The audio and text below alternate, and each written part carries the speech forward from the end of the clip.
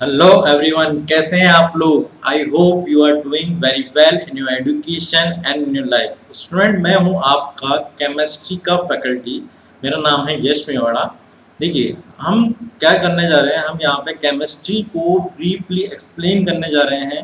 ठीक है, तो आज पहली क्लास है, तो हम धीरे धीरे इसके बारे में केमिस्ट्री के अंदर स्टडी करेंगे धीरे धीरे। पहले मैं अपने बारे में बता दूं कि मैं केमिस्ट्री का फैकल्टी हूँ। मैं कोटा से बिलोंग करता हूँ और मैं यहाँ पर अपने बंस क्लासेस से भी जुड़ा हुआ हूँ और अन अकेडमी में भी पढ़ाता हूँ। ठीक है, और भी मैंने एक्सपीरियंस है मेरे दूसरी कोचिंग का। मैंने यूट्यूब इंडिया अपने ऑनलाइन कोचिंग जो प्लेटफॉर्म्स हैं उनका मेरे को अच्छा खासा एक्सपीरियंस है। वहाँ पर कैसे काम होता है, किस तरह से पढ़ाई कराई जाती है, उन सब चीज़ का मुझे एक्सपीरियंस है। तो वो ही सारा एक्सपीरियंस मैं आपको लेकर आपकी तरफ आ रहा हूँ, आपके लिए लेकर आया हूँ। ठीक है स्टूडेंट, सबसे पहले हम यहाँ पर बात करें तो हम केमिस्ट्री जब पढ़ने जा रहे हैं तो केमिस्ट्री को हमने यहाँ पर तीन पार्ट से डिवाइड किया हुआ है। आपको पता है, केमिस्ट्री को हमने यहाँ पर तीन पार्ट से डिवाइड किया हुआ है। देखिए, केमिस्ट्री को तीन तरह से कौन सा है, एक होता है हमारा फिजिकल केमिस्ट्री, एक होता है हमारा इनऑर्गेनिक केमिस्ट्री और एक होता है हमारा ऑर्गेनिक केमिस्ट्री। ठीक है, तो हमारा पार्ट क्या है, हमें कंप्लीट करना है ये तीनों के तीनों पार्ट। पर हम सबसे पहले यहाँ पर इनऑर्गेनिक केमिस्ट्री को कंप्लीट करेंगे, क्योंकि इनऑर्गेनिक केमिस्ट्री एक मार्क्स गेनिंग सब्जेक्ट है। मतलब कि आपको अगर केमिस्ट्री में नंबर लेने आए हैं तो इनऑर्गेनिक केमिस्ट्री बच्चे नेग्लेक्ट कर देते हैं। क्यों? क्योंकि या तो उनको समझ नहीं आता, ठीक है, या फिर उसको समझते हैं कि भाई ये तो कुछ भी नहीं है। ठीक है, चैप्टर बिलोंग ही नहीं करता यहाँ पर, मतलब कुछ काम का चैप्टर नहीं है। ठीक है, तो इस चक्कर में इसको नेग्लेक्ट कर देती है, नेग्लेक्ट कर देती है पूरी की पूरी जेई और नीट वाली जो है कैंडिडेट्स जो है अपने, वो ना बच्चे और गर्ल्स और बॉयज दोनों के दोनों क्या कर देते हैं, इसको नेग्लेक्ट कर देते हैं। ठीक है, तो हमें इनऑर्गेनिक केमिस्ट्री सबसे पहले यहाँ पर कंप्लीट करेंगे। फिर उसके बाद हम फिजिकल केमिस्ट्री के भी साथ साथ टॉपिक लेते रहेंगे, फिर हम ऑर्गेनिक केमिस्ट्री को भी कंप्लीट करेंगे।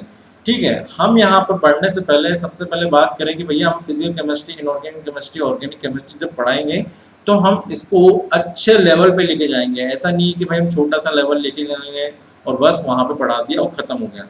ठीक है, अच्छे लेवल पे उठाएंगे हम। यहाँ पर डीपीपीज को एक्सप्लेन करें, डीपीपीज करें देंगे आपको। ठीक है, क्वेश्चन बैंक्स आपको दिया जाएगा, आप क्वेश्चन करिए, जितने क्वेश्चन है उतने क्वेश्चन करिए। आप डाउट्स पूछिए, मैं आपको नंबर शेयर कर दूंगा। अगर जब आपका बिल्कुल मतलब जितना आप अच्छा व्यू आएगा इसके पॉइंट ऑफ व्यू से कि अच्छा बच्चे पसंद करेंगे, तो हम इसके डाउट सेशन भी लेंगे, क्वेश्चन बैंक्स भी लेंगे, लाइव क्लासेस भी लेने लग जाएंगे जैसे जैसे हमारा आगे सिस्टम बढ़ता जाएगा। ठीक है, सबसे पहले हम बात करें तो भाई इनऑर्गेनिक केमिस्ट्री हम यहाँ पे पढ़ने जा रहे हैं। तो इनऑर्गेनिक केमिस्ट्री सबसे पहले हम इसके अंदर क्या क्या पढ़ेंगे, तो हम यहाँ पर बात करें तो हम यहाँ पर 11th क्लास से बात करते हैं। तो 11th के अंदर हम सबसे पहले यहाँ पे पीरियोडिक टेबल पढ़ते हैं। ठीक है, जिसको पीटी से भी बोलते हैं पीरियोडिक टेबल को। ठीक है, और इसके अंदर हम पढ़ेंगे यहाँ पर ये सबसे बेसिक चैप्टर है पीरियोडिक टेबल। आपने 9th क्लास के अंदर भी कवर अप किया होगा। उसके बाद हम केमिकल बॉन्डिंग को कवर अप करेंगे। ठीक है, केमिकल बॉन्डिंग को पढ़ेंगे। उसके बाद हम कुछ एस ब्लॉक और पी ब्लॉक का कुछ पार्ट पढ़ेंगे, आधा ब्लॉक। ठीक है, आधा हम क्या पढ़ते हैं, 12th में पढ़ते हैं। ठीक है, डबल हो गया। ठीक है, उसके बाद हम 12th के अंदर बात करते हैं। तो 12th के अंदर हम क्या पढ़ने वाले हैं, 12th के अंदर हम मेटलर्जी पढ़ेंगे, कोऑर्डिनेशन कंपाउंड पढ़ेंगे।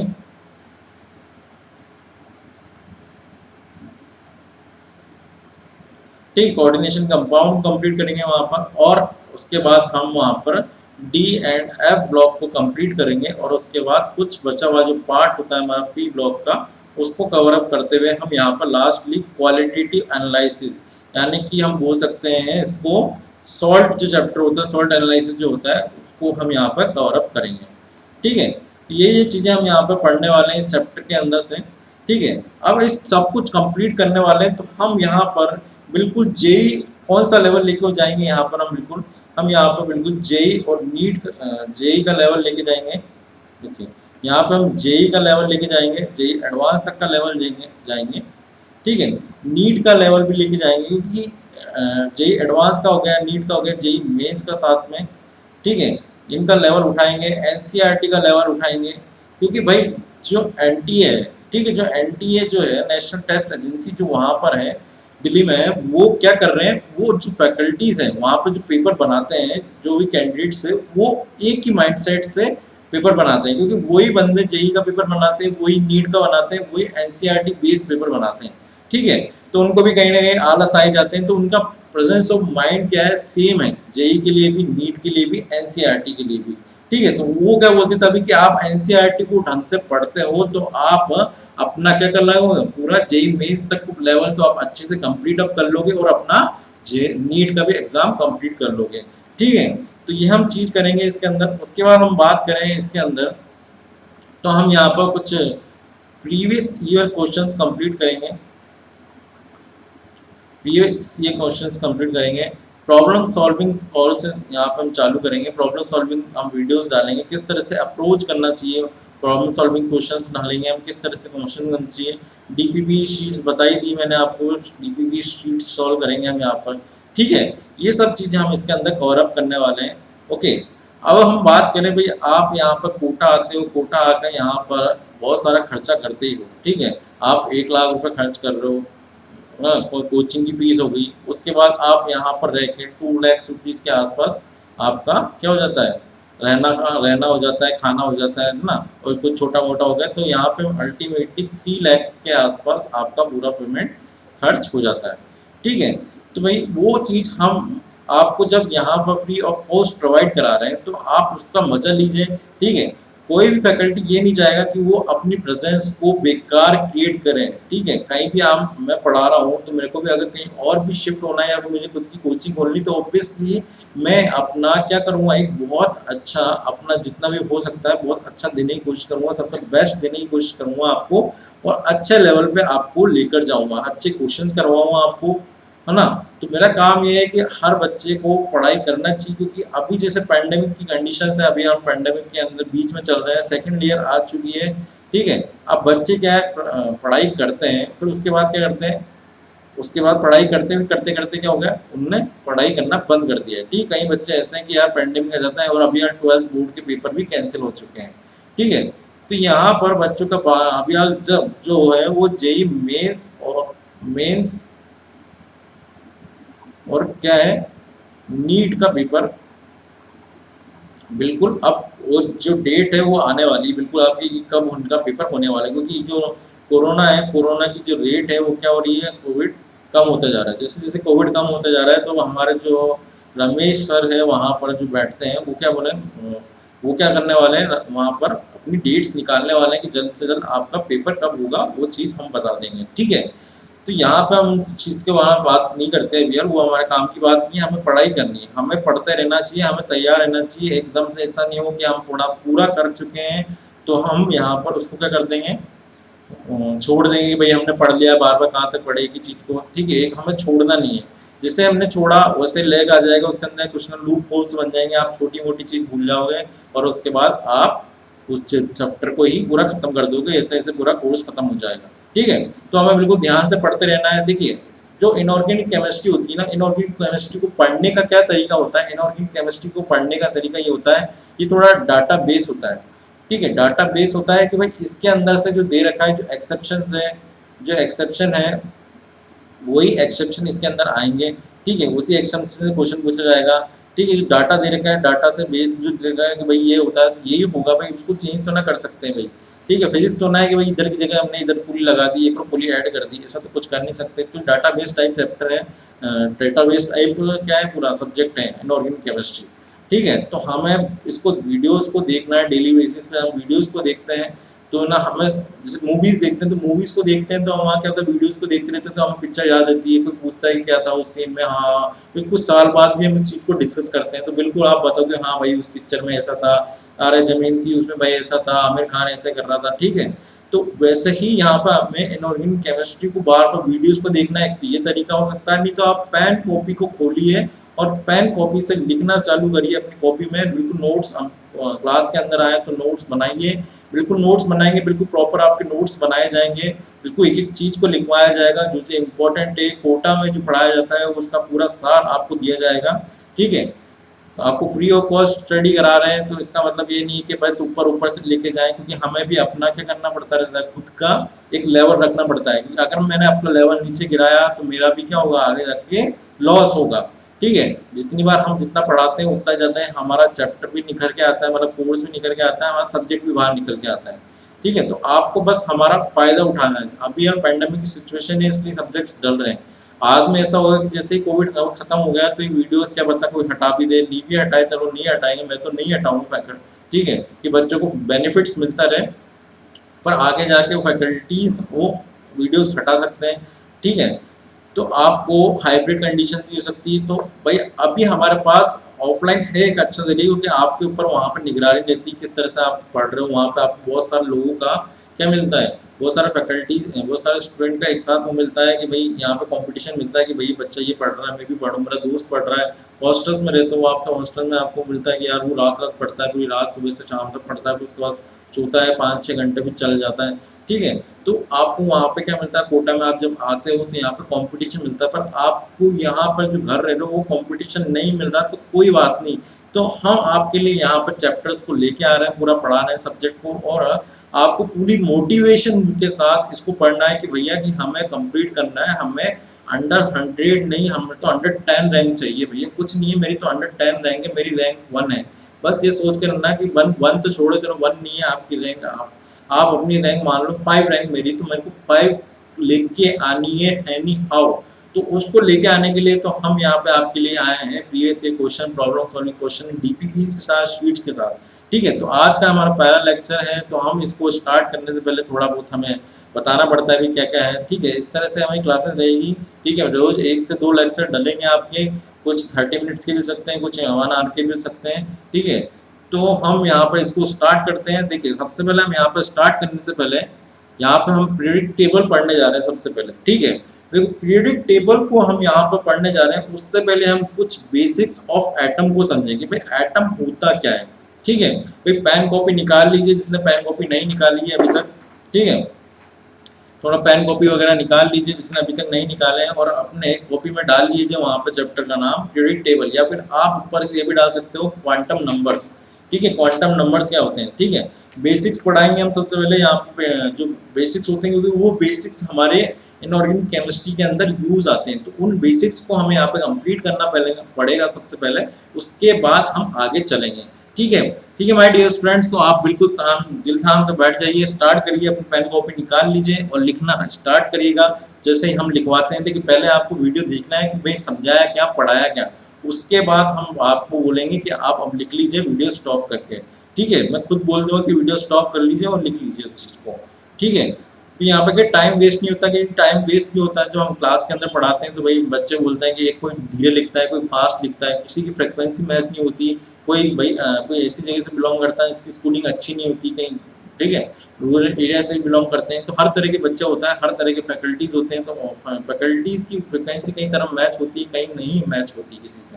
ठीक है, तो हमें यहाँ पर सबको एक साथ लेके चलना है बच्चों, और सबको अच्छा जेई में अच्छा फ्यूचर देना है। आप देख पा रहे हो ये पैंडेमिक की सिचुएशन चल रही है, तो कैसा है अपना फ्यूचर, जॉब्स हैं, जॉब्स मिल नहीं रही है, आगे चल रही है, बहुत ज़्यादा परेशानी होने वाली है आपको भी आगे चल के। फ्यूचर आपका बहुत ज़्यादा, आपको मेहनत करनी पड़ेगी, तब जाके आपको अच्छी रैंक लानी पड़ेगी। तो हम भाई अभी मेहनत क्यों ना करके हम जेई मेन से अपना आईआईटी को निकाल के अपना एक जॉब सिक्योर कर लें। ठीक है, बाकी के लोगों को हम नेगलेक्ट कर देना है कि हमें वो उनकी बीच में भीड़ में नहीं बहना हमें। ठीक है, भीड़ में नहीं रहना हमें, आगे निकल के आना है। जैसे भी आप पेपर निकाल लेते हो तो फिर आपका पूरे फैमिली में भी नाम हो जाएगा भाई कि भाई क्या कराया आपके बेटे ने, तो भाई जेई मेंस निकाला हुआ है, भाई ये ट्रिपल में इतनी रैंक आई थी, आईआईटी भी निकाला हुआ इतनी रैंक है। अच्छा, अरे वाह क्या बात है, मतलब बड़ा वाह वाह होगी आपकी पूरी फैमिली में। जब आपका शादी का टाइम आएगा तो शादी में भी, अरे लड़का तो आईआईटीएन है। ठीक है, तो भाई सब चीज़ें यहाँ पे मैटर करती है भाई।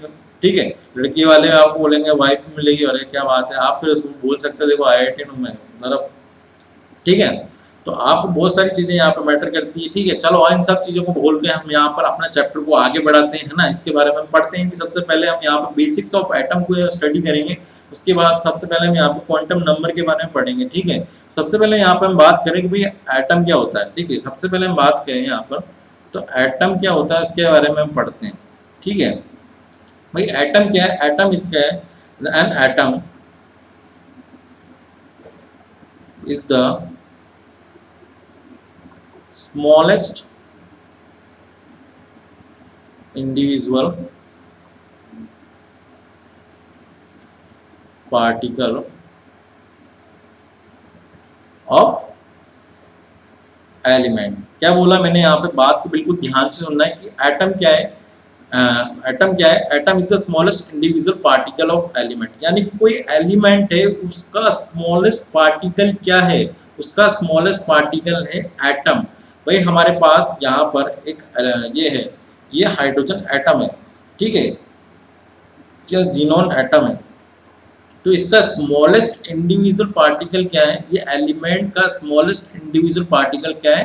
हाइड्रोजन एटम है। तो इसके अंदर कितना एटम है? इसके अंदर एक एटम है, जीनोन भी एक एटम है। यहाँ पे CCl4 देते हैं हम, तो इसके अंदर कितने हो गए? एक कार्बन का, 4 क्लोरीन का, तो कितने एटम हो गए यहाँ पे? 5 एटम से मिलकर क्या बना है हमारे पास? CCl4 बना है। H2O हो गया बच्चों, ध्यान से सुनना मेरी बात, H2O हो गया। तो इसके अंदर कितने एटम है? इसके अंदर हमारे पास 3 एटम है, 2 हाइड्रोजन के और एक ऑक्सीजन के, तो यहाँ पर ये 3 एटम हो गए, ठीक है। तो ये बोल रहा है यहाँ पर, बिल्कुल बात को ध्यान से सुनिए मेरी, कि एलिमेंट का सबसे स्मॉलेस्ट पार्टिकल क्या है? एटम है। तो छोटे छोटे पार्टिकल्स है, इससे तो मिलकर क्या छोटे छोटे पार्टिकल, स्मॉलेस्ट इंडिविजुअल पार्टिकल किसको क्या गया है? एटम को बोला गया है, ठीक है। अब एटम किसका? एटम को बोला गया है, तो भाई वो किसका है? एटम किसका है? तो एलिमेंट का भी को है, जैसे अपने पास गोल्ड हो गया AU, ठीक है, ये गोल्ड हो गया। तो गोल्ड का सबसे स्मॉलेस्ट पार्टिकल अपना एटम हो गया। छोटे छोटे एटम्स मिलके ही तो क्या बनाते हैं? एक एलिमेंट बनाते हैं, ठीक है। जैसे कि अपने पास एक ये गोल्ड का एक गिन्नी है क्या, ठीक है, स्क्वायर बना लो आप, बिस्किट टाइप है, ठीक है। अब ये बिस्किट कहीं से बना? तो छोटे छोटे छोटे छोटे एटम थे इसके अंदर, छोटे छोटे एटम्स थे, छोटे छोटे एटम्स AU के थे, इसको AU एटम बोला। और ये पूरा जो बना, ये बॉक्स बना, ये बिस्किट बना, तो ये किसका? एक एलिमेंट बना है, ठीक है। ये क्या है? AU का एलिमेंट, मतलब गोल्ड का एलिमेंट है, ठीक है। अब बाद में क्या पता पड़ा कि भाई एटम नहीं है smallest individual particle of element. भाई एटम के अंदर भी हमारे क्या प्रेजेंट हैं? हमारे इलेक्ट्रॉन, प्रोटॉन और न्यूट्रॉन प्रेजेंट है। यहाँ पे हम क्या हो सकते हैं, जैसे ये होता है हमारे पास एटम, तो भाई यहाँ पर इसके अंदर क्या बोला गया कि इसके अंदर भी इलेक्ट्रॉन, प्रोटॉन और न्यूट्रॉन प्रेजेंट है, ठीक है। तो यहाँ पे हमारा प्रोटॉन कहाँ प्रेजेंट होता है? प्रोटॉन हमारे पास यहाँ पे नहीं लिखे इसको, देखिए इसके अंदर क्या प्रेजेंट है? प्रोटॉन प्रेजेंट है। और इलेक्ट्रॉन का प्रेजेंट होता है, इलेक्ट्रॉन यहाँ पर बाहर आउटर शेल से प्रेजेंट होता है, ठीक है। बोर आए थे, बोर ने इसकी थ्योरी बताई थी कि भाई इलेक्ट्रॉन, एटम क्या होता है, इस तरह का कुछ एटम होता है सर्किल टाइप, उसके अंदर बीच में क्या होता है? बीच में प्लस चार्ज होता है, मतलब पॉजिटिव चार्ज होता है, मास होता है इसका पूरे एटम का, उसके अंदर प्रोटॉन और न्यूट्रॉन प्रेजेंट होते हैं, और जो इलेक्ट्रॉन होते हैं वो क्या होते हैं? आउटर सरफेसेस में प्रेजेंट होते हैं, ठीक है। तो हमने यहाँ पर इसको बोला इस चीज को। अब हम इसके बारे में कुछ लिखें थोड़ा बहुत, हमें यहाँ पर अपनी थ्योरी भी कवर अप करनी है, NCERT बेस भी करना है, ठीक है। तो यहाँ पे हम थोड़ा सा इसके बारे में लिखें, तो इतना तो हमने कवर अप कर दिया। तो यहाँ पे हम इसके बारे में वो लिख सकते हैं कि made up of smaller particles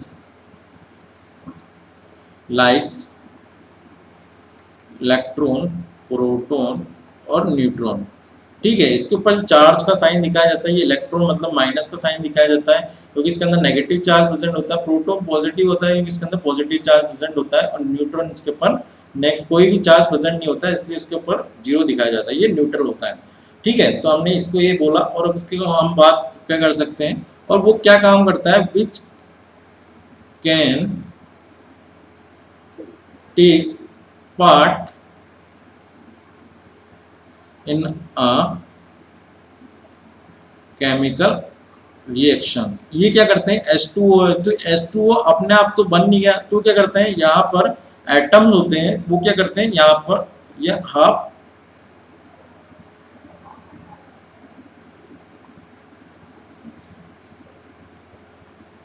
ठीक है, ये इस तरह की रिएक्शन थी कि 2 हाइड्रोजन एटम और हाफ ऑक्सीजन एटम, ऑक्सीजन कभी भी इंडिविजुअल नहीं आता, ठीक है, O2 की फॉर्म में आता है।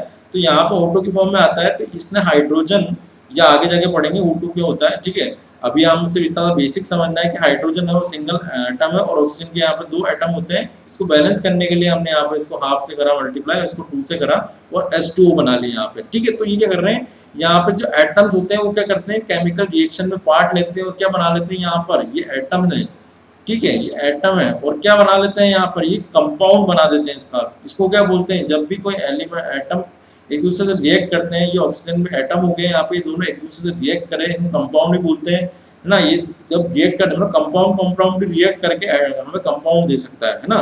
और डिफरेंट डिफरेंट रिएक्शन होती है, वो हम डिफरेंट डिफरेंट रिएक्शन होगी तो उसको बारे में स्टडी करेंगे। और अभी हम जो बेसिक्स है, हम बेसिक्स को ही स्टार्ट करते हैं, उसके बाद हम धीरे धीरे आगे बात करेंगे। और क्या बोल सकते हैं, it may exist or may not exist in free nature।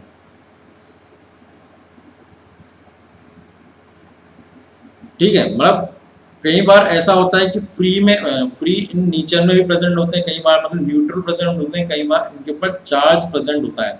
ठीक है, वो चार्ज क्या होता है, जिससे धीरे धीरे हम आगे बढ़ेंगे तो आगे सब चीजें सीखते जाएंगे। तो ऐसा नहीं कि आज ही हम सबको एक ही डेफिनेशन में सब कुछ सीख लेना है। ठीक है, तो ये होती है हमारे एटम की बेसिक डेफिनेशन। भाई एलिमेंट का सबसे स्मॉलेस्ट इंडिविजुअल पार्टिकल क्या होता है, एटम होता है। एटम के अंदर क्या प्रेजेंट होते हैं, इलेक्ट्रॉन, प्रोटॉन और न्यूट्रॉन प्रेजेंट होते हैं।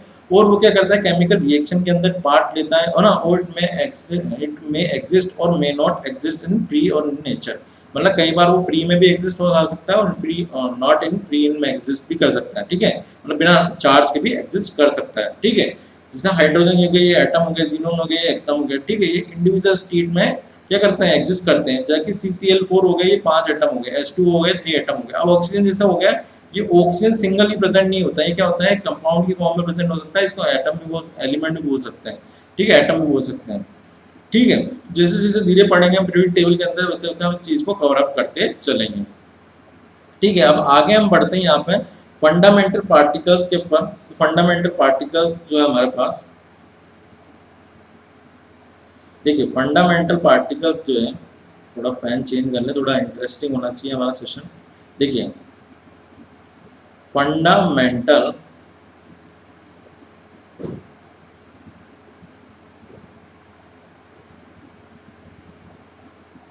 देखिए फंडामेंटल पार्टिकल्स जो है हमारे, वो क्या होता है एटम के अंदर, अभी हमने पढ़ा इलेक्ट्रॉन, प्रोटॉन और न्यूट्रॉन प्रेजेंट होते हैं। तो सबसे पहले हम उसके अंदर क्या बात करेंगे, उसके अंदर चार्ज कितना प्रेजेंट होता है। ठीक है, उसका मास क्या है। ठीक है, और उसकी पोजीशन कहाँ है, कि वो कहाँ पर प्रेजेंट होता है, वो बेसिक चीज हमें जानेंगे। देखिए बहुत से बच्चों को पता होगा कि वो कहाँ पर प्रेजेंट होते हैं, क्या होते हैं। ठीक है, तो आप इस वीडियो को देखने के लिए आप थोड़ा अपनी स्पीड को भी बढ़ा सकते हैं, मतलब वीडियो को देखने के लिए। ठीक है, अब देखिए यहाँ पे हम पार्टिकल्स के बारे में लिखेंगे। ठीक, उसके बाद हम मास के बारे में लिखेंगे यहाँ पे। उसके बाद हम नेचर ऑफ चार्ज,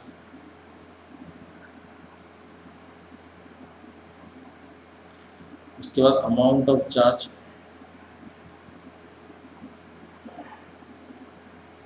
और उसके बाद हम पोजीशन कि कहाँ पे प्रेजेंट होता है। ठीक है, इसके बारे में यहाँ पर स्टडी करेंगे। सबसे पहले हम बात करें यहाँ पर, तो देखिए सबसे पहले हम यहाँ पे इलेक्ट्रॉन की बात करते हैं।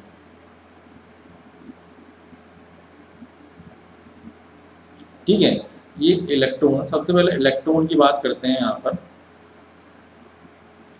उसके बाद हम यहाँ पर प्रोटॉन की बात करेंगे।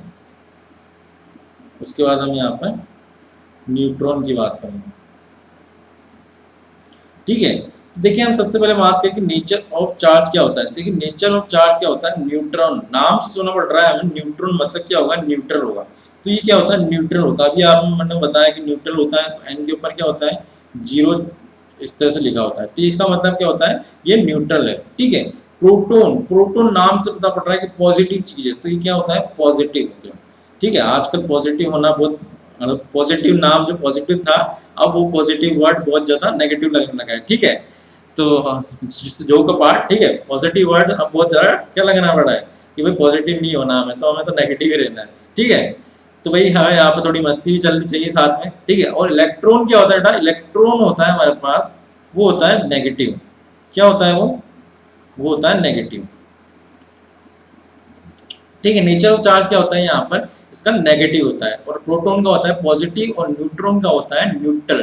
ठीक है। बिल्कुल ध्यान देना, ज़्यादा टेंशन लेनी नहीं है, बिल्कुल बेसिक चीज़ें पढ़ा रहे हैं हम यहाँ पर, ऐसा नहीं है। और जगह जिसको बच्चे को अगर ये चीज़ आती है तो कोई बात नहीं, कुछ ना कुछ नया सीखने को मिलेगा आपको यहाँ पर। ऐसा नहीं कि बिल्कुल ही आपको डम पढ़ा रहे हैं, बिल्कुल ही बेसिक पढ़ा रहे हैं। अगर नहीं पढ़ा आपको पढ़ना है तो आप इसकी 2x करके वीडियोस को देख सकते हो, या फिर उसको स्पीड को बढ़ा सकते हो। ठीक है। हम यहाँ पर हम बात करें उसके ऊपर इसके चार्ज की, तो भाई जिसके न्यूट्रल होता है, न्यूट्रल का चार्ज क्या होता है, वो होता है न्यूट्रल, मतलब जीरो हो गया ना। पॉजिटिव होता है पॉजिटिव। अब बस देखिए, जितने यहाँ पे इलेक्ट्रॉन प्रेजेंट होते हैं ना, उतने ही यहाँ पे क्या होते हैं, प्रोटॉन प्रेजेंट होते हैं। क्या बोला मैंने, यहाँ पे बात सुनी, जितना ही इलेक्ट्रॉन प्रेजेंट होते हैं उतने ही यहाँ पे क्या होते हैं, प्रोटॉन प्रेजेंट होते हैं। तो इसलिए हमारे पास एटम के ऊपर जो चार्ज होता है वो क्या होता है, जीरो होता है। एटम क्या होता है हमारा, न्यूट्रल होता है। क्या होता है, न्यूट्रल। देखिए एटम न्यूट्रल है, तो मतलब न्यूट्रल है, तो यहाँ पे पॉजिटिव चार्ज है प्रोटॉन का, तो इसकी वैल्यू कितनी होगी, 1.6 इंटू 10⁻⁻19 कूलम। और इसकी हमारे बात करें तो इसकी भी कितनी होती है, 1.6 इंटू 10⁻⁻19 कूलम। इसके ऊपर नेगेटिव चार्ज होता है, इसलिए इसको नेगेटिव से रिप्रेजेंट करते हैं। इसके ऊपर पॉजिटिव चार्ज प्रेजेंट होता है, इसलिए पॉजिटिव से रिस्पॉन्स करते हैं, पॉजिटिव से यहाँ पर इसको रिप्रेजेंट किया जाता है। ठीक है, इतनी बात समझ में आई बिल्कुल। ठीक है भाई, समझ आ रहा है कि नहीं आ रहा है। ठीक है, देखो बिल्कुल ध्यान रहे यहाँ पर, जैसे मैं थोड़ा लिख दूंगा इसको पूरा समझा दूंगा, उसके बाद अपनी कॉपी में आप इसको राइट डाउन कर सकते हैं। देखिए उसके बाद हम मास की बात करें तो जो मास होता है प्रोटोन का जो मास होता है वो अपना 1.672 इंटू 10⁻⁻24 ग्राम्स होता है। ठीक है, अब वहीं हम न्यूट्रॉन का बोले तो वो होता है 1.65 इंटू 10⁻⁻24 ग्राम। मतलब जो इसका मास होता है प्रोटॉन का और न्यूट्रॉन का, वो मोस्ट प्रोबेबली सिमिलर होता है। यहाँ पर 2 है 72 और यहाँ पर है 75।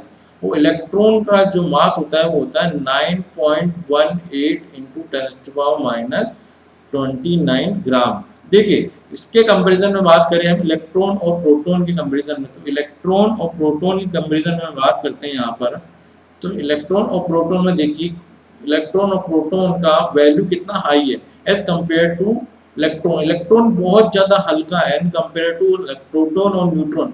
हल्का होने के कारण जो हमारे पास एटम होता है, इसलिए उसके अंदर जो पॉजिटिव चार्ज होता है, इसलिए यहाँ पर क्या होता है, वो कंसंट्रेटेड होता है। वो सारा ही मास जो बोलता है कि इलेक्ट्रॉन एटम होता है, एटम का जितना भी मास होता है और जो मास होता है, ठीक है, वो कहाँ प्रेजेंट होता है, वो बिल्कुल centre of the atom present होता है।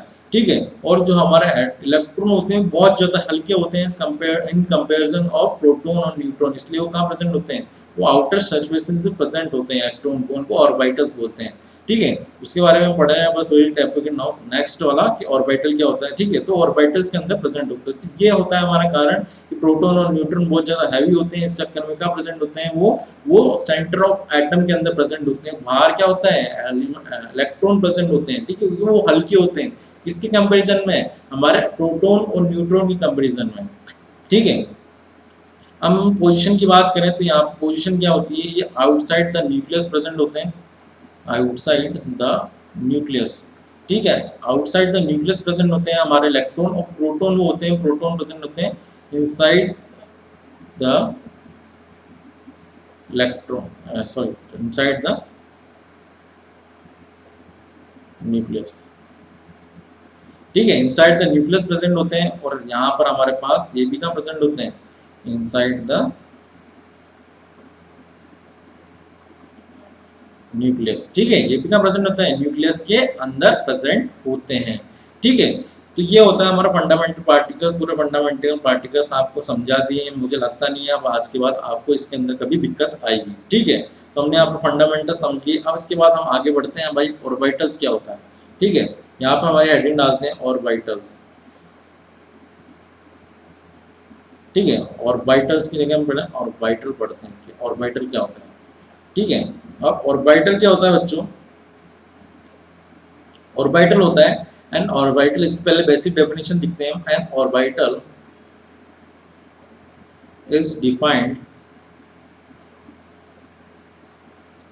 is defined as that same as that zone, sorry, as that zone in space where electron is most likely to be found.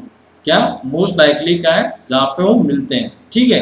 अब भाई मैंने क्या बोला, जो ऑर्बिटल होते हैं वो ऑर्बिटल ऐसा जोन होता है, ठीक है, जो इलेक्ट्रॉन को प्रेजेंट होता है। जैसे यहाँ इलेक्ट्रॉन है तो ऑर्बिटल्स इन्हीं को बोलते हैं कि ऐसा जोन जिसकी जोन के अंदर क्या ऐसा स्पेस जोन बोल सकते हैं जहाँ पे इलेक्ट्रॉन को पाए जाने की प्रोबेबिलिटी क्या होती है, सबसे ज्यादा हाई होती है, तो उन्हीं को क्या बोलते हैं, ऑर्बिटल बोला जाता है। क्या बोला जाता है बच्चों, ऑर्बिटल बोला जाता है। जहां पर इलेक्ट्रॉन को पाए जाने की प्रोबेबिलिटी सबसे ज्यादा होती है उसी को क्या बोला जाता है, उसी को ऑर्बिटल बोला जाता है, ठीक है।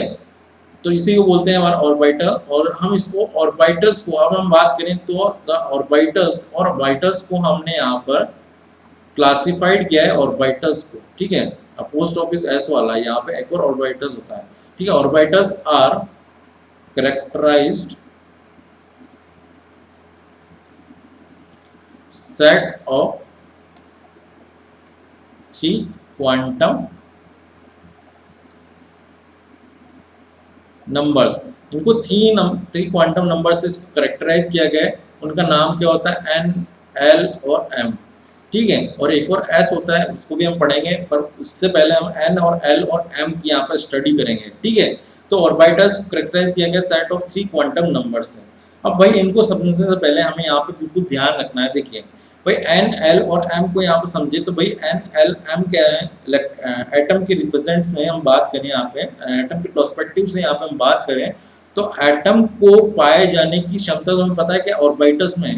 पर उससे पहले भी यहाँ पे कुछ चीजें होती है। भाई आप हो, ठीक है, आपको ऐसा कि भाई आप मेरे से पढ़ते थे, ठीक है, आपकी अच्छी रैंक आ गई, आप अच्छा आईआईटीएंस बन गए और आप क्या कर गए, अब आईआईटी कॉलेज में चल गए और आपका 1-2 करोड़ का वहाँ पे पैकेज लग गया है ना, गूगल में आपका क्या हो गया, वहाँ पर एडमिशन हो गया, ठीक है, सॉरी आपकी जॉब लग गई वहाँ पर, तो आपने 1-2 करोड़ का आपका वहाँ पे पैकेज लग चुका है, ठीक है। मतलब सोचो ऐसा है ना, वो लगी नहीं है भैया, अभी आपको पढ़ाई करनी है उसके लिए, ठीक है। तो आपकी वहाँ पर जॉब लगी, अब आप बोलोगे यार वहाँ पे यस सर थे, उन्होंने मेरे को पढ़ाया था, मेरे को लगता है कि उनका कुछ हिस्सा मुझे अपनी सैलरी, फर्स्ट सैलरी आई, भाई फर्स्ट सैलरी आती तो अपने पेरेंट्स को भी देती है, अपने गुरु को देते हैं, तो कि वो भी मेरे गुरु हैं, मैं उन्होंने से बहुत कुछ सीखा हूँ, ठीक है। आज उनकी बदौलत ही मैं आज यहाँ पे बैठा हूँ, तो मैं उनको कुछ गिफ्ट रिप्रेजेंट करूँ, अगर आपका मैं छोटा सा कोई आपका पैसा देना हो, क्योंकि आप मेरे को छोटा सा हिस्सा देना चाहते हो कि एज अ रिप्रेजेंटेशन में, आपके पैसे से मुझे कोई फायदा नहीं होगा, ठीक है, पर आपको गिफ्ट देना चाहता हूँ, मुझे क्या अच्छी महंगी बहुत देता हूँ सर को, कुछ देता हूँ, ठीक है, कोई अच्छा लैपटॉप दे दिया, मतलब कुछ भी हो गया, मतलब है ना, ये तो वैसे नाम ले दिया मैंने, जो अभी सामने दिख रही चीजें वो बोल दिया मैंने, ठीक है, आपने वो देने की कोशिश करी, तो आपको पहले आप मुझे करोगे, आप मेरे को ढूंढोगे, ठीक है। आप मेरे को ढूंढने के लिए क्या करोगे, सबसे पहले आप देखोगे भाई मैं कौन सी सिटी में रहता हूँ, ठीक है, तो मैं कौन सी सिटी में रहता हूँ, भाई मैं आप कोटा सिटी में रहता हूँ, ठीक है। सबसे पहले स्टेट देखो कि राजस्थान स्टेट में रहते हैं, और राजस्थान में कहाँ रहते हैं, कोटा सिटी में रहते हैं, ठीक है, कोटा सिटी में रहते हैं, ठीक है। अब कोटा सिटी भी इतनी बड़ी कि कोटा सिटी का है, कोटा सिटी में ढूंढ लोगे कहीं भी मेरे को, तो कोटा सिटी में आप क्या देखोगे, कौन सी लोकेलिटी में रहता हूँ, ठीक है, जैसे कि मैं तलवंडी में रहता हूँ,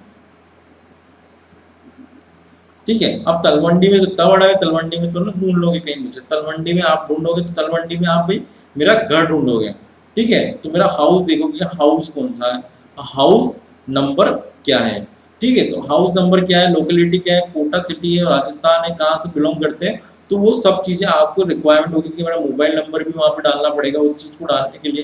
तो यहाँ पर एटम के अंदर क्या प्रेजेंट है वो सारी चीज को डिफाइन करने के लिए यहीं पर क्वांटम नंबर को स्टडी किया गया। और यहाँ पर 3-4 तरह के, 3 तो हम पढ़ते ही है most probably, Schrodinger wave equation से निकाले गए हैं, उसके बाद एक और हाँ स्पिन क्वांटम नंबर्स को स्टडी किया गया है, ठीक है।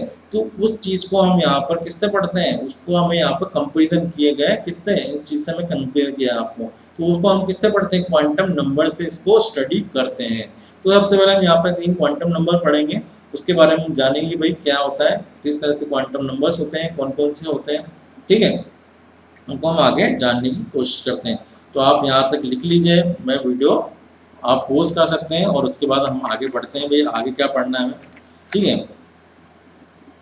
अब जब हम बोल रहे हैं क्वांटम नंबर जो होते हैं, क्वांटम नंबर के रिप्रेजेंट करते हैं, सेट ऑफ क्वांटम नंबर्स को रिप्रेजेंट करते हैं एटम के। ठीक है, अब यहाँ पे हम बात करें भाई जो एटम था, ठीक है, अब बात करते हैं, थोड़ा आगे चलते हैं। हमें देखो ध्यान देना, देखो बिल्कुल पढ़ते रहना बेटा, पढ़ाई करना बहुत जरूरी है, आगे का फ्यूचर बहुत खतरनाक होने वाला है। जिस तरह से देखा जा रहा है, जो बिजनेस जिसके जमे हुए थे वो बिजनेस फेल हो रहे हैं। ठीक है, जो मतलब खाने वाला सिस्टम भी रेस्टोरेंट रेस्टोरेंट फिर भी चल रहे हैं, क्योंकि वो घर में पैक होकर चल रहे हैं, ऐसा काम चल रहे हैं। पर भैया हम तो पढ़ना है कि रेस्टोरेंट में कहाँ तक आप काम करोगे, भाई खाना वाना तो है, चलो चलता रहेगा, और अच्छी चीज़ करनी है आपको, लाइफ में कुछ अच्छा करना है। जैसे आईटी वाला सेल हो गया, आईटी सीएस वाले होते हैं, आपने वो ब्रांच देखी होगी, उनकी कोई सैलरी कट नहीं हो रही, उनकी फुल सैलरी आ रही है, आराम से काम कर रहे हो, वर्क फ्रॉम होम कर रहे हो। ठीक है, तो भाई आपको अगर आईटी सीएस वगैरह ब्रांच में जाना है, ठीक है, तो आपको भाई ध्यान से पढ़ना है। अभी अच्छे कॉलेज से पास आउट हो गए तो अच्छी सैलरी पे आप लोगे। अगर नॉर्मल कॉलेज से पढ़े आप, ठीक है, नॉर्मल कोई आपके स्टेट वाइज कॉलेज से पढ़े, भाई पढ़ लिया आपने 5-10 लाख लगा के, ठीक है, कहीं पापा ने दे दिए पैसे, भैया मेरे बेटे का तो पढ़ाई नहीं हुआ, नंबर नहीं आया इसके, भाई ले लो डोनेशन, डोनेशन से करवा लिया एडमिशन, और डोनेशन से एडमिशन कराया तो भाई बच्चे तो मजे हैं, 4 साल मौज करे। वहाँ पर भी वो डोनेशन वाले बच्चे आएंगे, फुल ऐश करेंगे, पैसों वालों के होते हैं भैया डोनेशन देने वाले। ठीक है, ऐश करो, फुल ऐश करने के बाद क्या होगा, तो 4 साल होंगे, जब प्लेसमेंट की बारी होगी तो फिर देखोगे जो बच्चा पढ़ता था उसका प्लेसमेंट हो रहा है, और जो अच्छी मेहनत करके अच्छा पढ़ रहा था तो वो काफ़ी अच्छे अच्छे पैकेज पे भी जा रहा है। और आप पढ़ाई नहीं कर रहे हैं, आपको ट्रेन अच्छी सी प्लेसमेंट के लिए पता नहीं है कैसे होता है, एप्टीट्यूड टेस्ट वगैरह होता है, लैंग्वेज सीखनी होती है, अगर आपको CSIT में जाना, तो चीज़ें आपको सब्जेक्ट की नॉलेज होना चाहिए, तो नॉलेज ही नहीं रहेगी तो आपको कैसे लेंगे। ठीक है, तो उन चीज़ों पे हमें ध्यान देना है कि आगे की सब चीज़ें बातें तो उन सब चीज़ों को आएगी वो आगे प्रेजेंट में, उससे पहले हमें इन चीज़ों को कवर अप करना पड़ेगा, तब जाके हम वहाँ पर पहुँचेंगे। ठीक है, तो सबसे पहले हम बात करें यहाँ पे स्ट्रक्चर ऑफ एटम।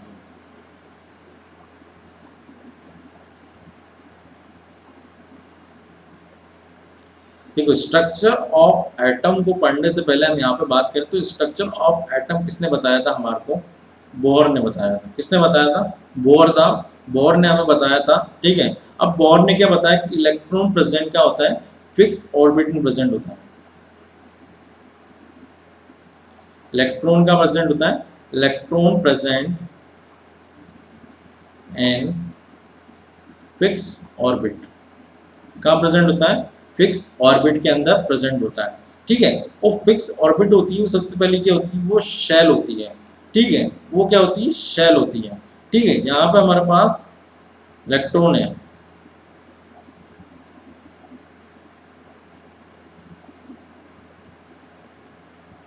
ठीक है, ये एटम है। ठीक है, अब यहाँ पर जो ये शेल्स है ना, इनको शेल्स बोला जाता है। ठीक है, ये क्या फिक्स ऑर्बिट्स के अंदर प्रेजेंट है। ठीक है, electron present in fix orbits, उनको क्या बोला जाता है, शेल बोला जाता है, और उसी को शेल को क्या रिप्रेजेंट किया जाता है, एन से रिप्रेजेंट किया जाता है।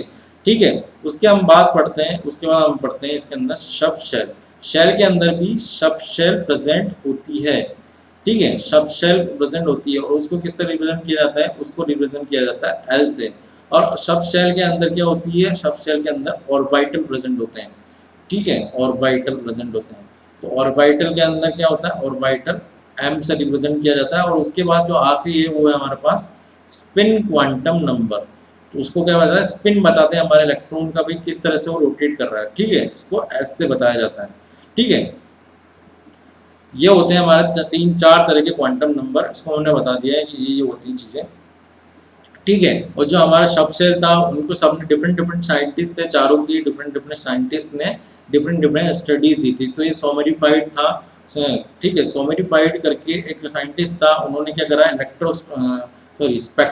स्पेक्ट्रोस्कोप से देखा था, कि स्पेक्ट्रोस्कोप से उन्होंने देखा कि भाई शेल के अंदर क्या होती है, सब शेल प्रेजेंट होती है, सब शेल के अंदर भी क्या होते हैं, ऑर्बिटल्स प्रेजेंट होते हैं। तो स्पेक्ट्रोस्कोप से देखा गया, स्कोप से देखा गया था कि इसके अंदर ये चीजें भी प्रेजेंट होती है। ठीक है, मतलब देख रहे हो आप, एटम है, एटम के अंदर क्या प्रेजेंट है, इलेक्ट्रॉन प्रोटॉन और न्यूट्रॉन प्रेजेंट है। तो उसकी स्टडी करी कि स्टडी करी गई कि तो उसके अंदर देखा कि भाई इसके अंदर तो शेल्स भी आ रहे हैं, शेल्स भी दिख रहे हैं। उसके बाद उसमें देखा गया कि भाई इसके अंदर तो सब शेल भी दिखाई दे रहे हैं। ठीक है, शेल्स भी नजर आ रहे हैं। उसके बाद उन्होंने देखा कि भाई इनके अंदर सब शेल्स भी है, मतलब सब शेल मतलब कि भाई ये है हमारे पास पहली शेल। ठीक है, उसके बाद जो शेल देखेगी वो दूसरी शेल देखेगी, तो मतलब यहाँ पर ये सब शेल देखेगी दूसरी वाली, उसके अंदर एक और सब शेल देखेगी यहाँ पर। ठीक है, और उसके बाद यहाँ पर एक और सब सेल देखी गई, ऐसे सब सेल्स के बाद सब सेल देखा गया, ठीक है। उसको हमने किससे रिप्रेजेंट करा, एल से रिप्रेजेंट करा। उसके बाद ऑर्बिटल्स देखे भाई कौन सा ऑर्बिटल प्रेजेंट होते हैं, इसका ओरिएंटेशन देखा गया एम से, ठीक है, ऑर्बिटल से। उसके बाद हमने यहाँ पे स्पिन क्वांटम नंबर देखा कि भाई जो एटम होता है वो किस तरह से स्पिन करता है हमारे किसके अंदर, एटम के अंदर, ठीक है। तो ये सब चीजें देखिए। तो सबसे पहले हम बात करें यहाँ पर शेल की, तो शेल एन से रिप्रेजेंट करता है। तो शेल के बताता है हमें कैपेसिटी को, बताता है भाई कैपेसिटी कितनी, कितने हमारे पास यहाँ पे इलेक्ट्रॉन आ सकते हैं, उस कैपेसिटी को बताता है। हमें नंबर ऑफ बताता है कि नंबर ऑफ कितने, नंबर ऑफ इलेक्ट्रॉन इसके अंदर आ सकते हैं, कि हाउ मेनी बताता है कि हाउ मेनी मतलब कितने आ सकते हैं, ठीक है, कितना इलेक्ट्रॉन प्रेजेंट होता है, ये होता है हमारा शेल नंबर, ठीक है। अब उसके बाद हम बात करें किसकी, उसके बाद हम बात करते हैं यहाँ पर सब शेल की। सब शेल क्या होता है, एल से रिप्रेजेंट करते हैं। तो सब शेल क्या बताता है हमें, सब शेल बताता है हमें यहाँ पर, सब शेल बताता है हमें ऑर्बिटल कि कौन सी ऑर्बिटल के अंदर हमारा इलेक्ट्रॉन प्रेजेंट है, और हाउ मेनी कितने प्रेजेंट है, ठीक है, हाउ मेनी कितने प्रेजेंट है, क्या इलेक्ट्रॉन कितने प्रेजेंट है, ठीक है। और उसके बाद जो लास्ट होता है वो होता है हमारे पास एम, ठीक है, वो क्या होता है ऑर्बिटल होता है, ठीक है। वो ऑर्बिटल थोड़ी देखना मेरे से लिखा नहीं जा रहा है क्योंकि टेढ़ा हो रहा है, पेंटन जो है थोड़ा दिखाने में दिक्कत दे रही है, ठीक है। ये ऑर्बिटल होती है, और कौन सी ऑर्बिटल है,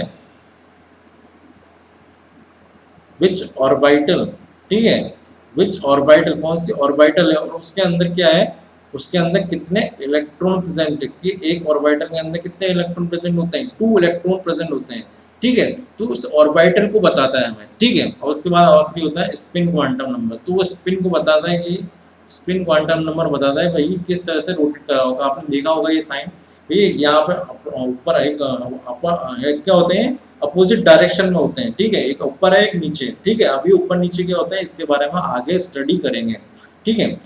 तो हमने यहाँ तक इसकी स्टडी कर ली, अब आगे बढ़ते हैं, ठीक है। यहाँ तक एन एल और एम की मैंने आपको बेसिक ब्रीफ दे दिए हैं। अब ऑर्बिटल्स के बारे में पढ़ते हैं, ठीक है। अब आगे हम कुछ और चीज़ें जानते हैं। यहाँ पर देखिए, यहाँ पर आप देखा होगा कि भाई अगर अट्रैक्शन है, देखिए अट्रैक्शन और रिपल्शन, ठीक है, अट्रैक्शन और रिपल्शन के अंदर क्या होता है, ठीक है। अट्रैक्शन और रिपल्शन से आप क्या समझते हो भाई, जैसे अट्रैक्शन होगा तो अट्रैक्शन होगा तो यानी क्या होगा, यहाँ पर एनर्जी डिक्रीज होगी, और वहां पे क्या होगी, स्टेबिलिटी इंक्रीज होगी। अब यहाँ पर रिपल्शन की बात करें तो यहाँ पर क्या होगा बेटा, यहाँ पे होगा एनर्जी इंक्रीज, और स्टेबिलिटी क्या हो जाएगी, यहाँ से डिक्रीज हो जाएगी। अब देखिए इसको आप कैसे समझ सकते हो, जैसे कि आप, ठीक है, आप क्या कर रहे हो, क्रिकेट ग्राउंड में खेल रहे हो, ठीक है, ये क्रिकेट ग्राउंड मान लेते हैं, यहाँ आप बैटिंग चल रही है, ठीक है, ये क्रिकेट पूरा ये पिच है और यहाँ पर आप हो। अब ठीक है, आप क्या कर रहे हो कि यहाँ सामने लगे हो इसमें।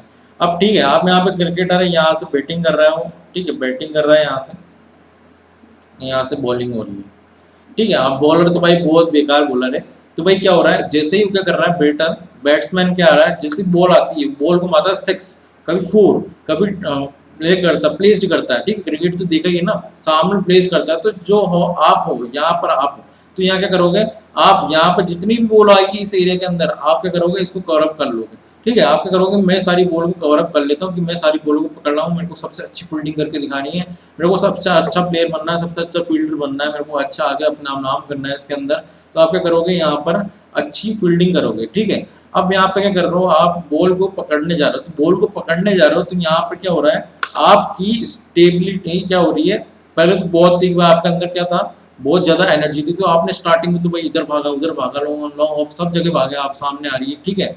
उसके बाद थोड़ी देर बाद क्या होगा, आपके हाथों में दर्द करने लगेगी, धीरे धीरे धीरे धीरे क्या होगा, थकान होने लग जाएगी, तो आपकी एनर्जी क्या होने लग जाएगी, डाउन होने लग जाएगी। जैसे जैसे आपकी एनर्जी डाउन होने लगेगी तो आप खड़ा हो जाओगे एक तरफ खड़े होगे, तो आस पड़ोस की बॉल आएगी तो वो भी नहीं पकड़ोगे, बॉल आ रही है और जा रही है तो उसको छोड़ दोगे आप, और भाई पीछे चलेगी तो पीछे आप बोलोगे भाई ये भाई बॉल फेंकना यार, ठीक है, बॉल चलेगी, तो आपकी स्टेबिलिटी क्या हो जाएगी, यहाँ पर जाके ज़्यादा इंक्रीज होने लग जाएगी। क्यों? क्योंकि आपकी एनर्जी डिक्रीज हो चुकी है। तो आप क्या हो जाओगे, एक जगह खड़ा हो जाओगे, तो एक जगह खड़ा हो जाओगे तो आपकी क्या स्टेबिलिटी धीरे धीरे धीरे धीरे धीरे क्या एनर्जी वापस आने लगेगी। ठीक है, एनर्जी क्या हो रही है, डिक्रीज होगी, तो स्टेबिलिटी क्या होगी आपके अंदर कि आप स्टेबल खड़े हो गए एक जगह कि आप बोलोगे भाई बोल दे दे यार, पीछे वाली ये इधर जाएगी लॉन्ग ऑफ रॉन की, तो आप क्या बोलोगे इसको कि भाई बॉल फेंक देना यार।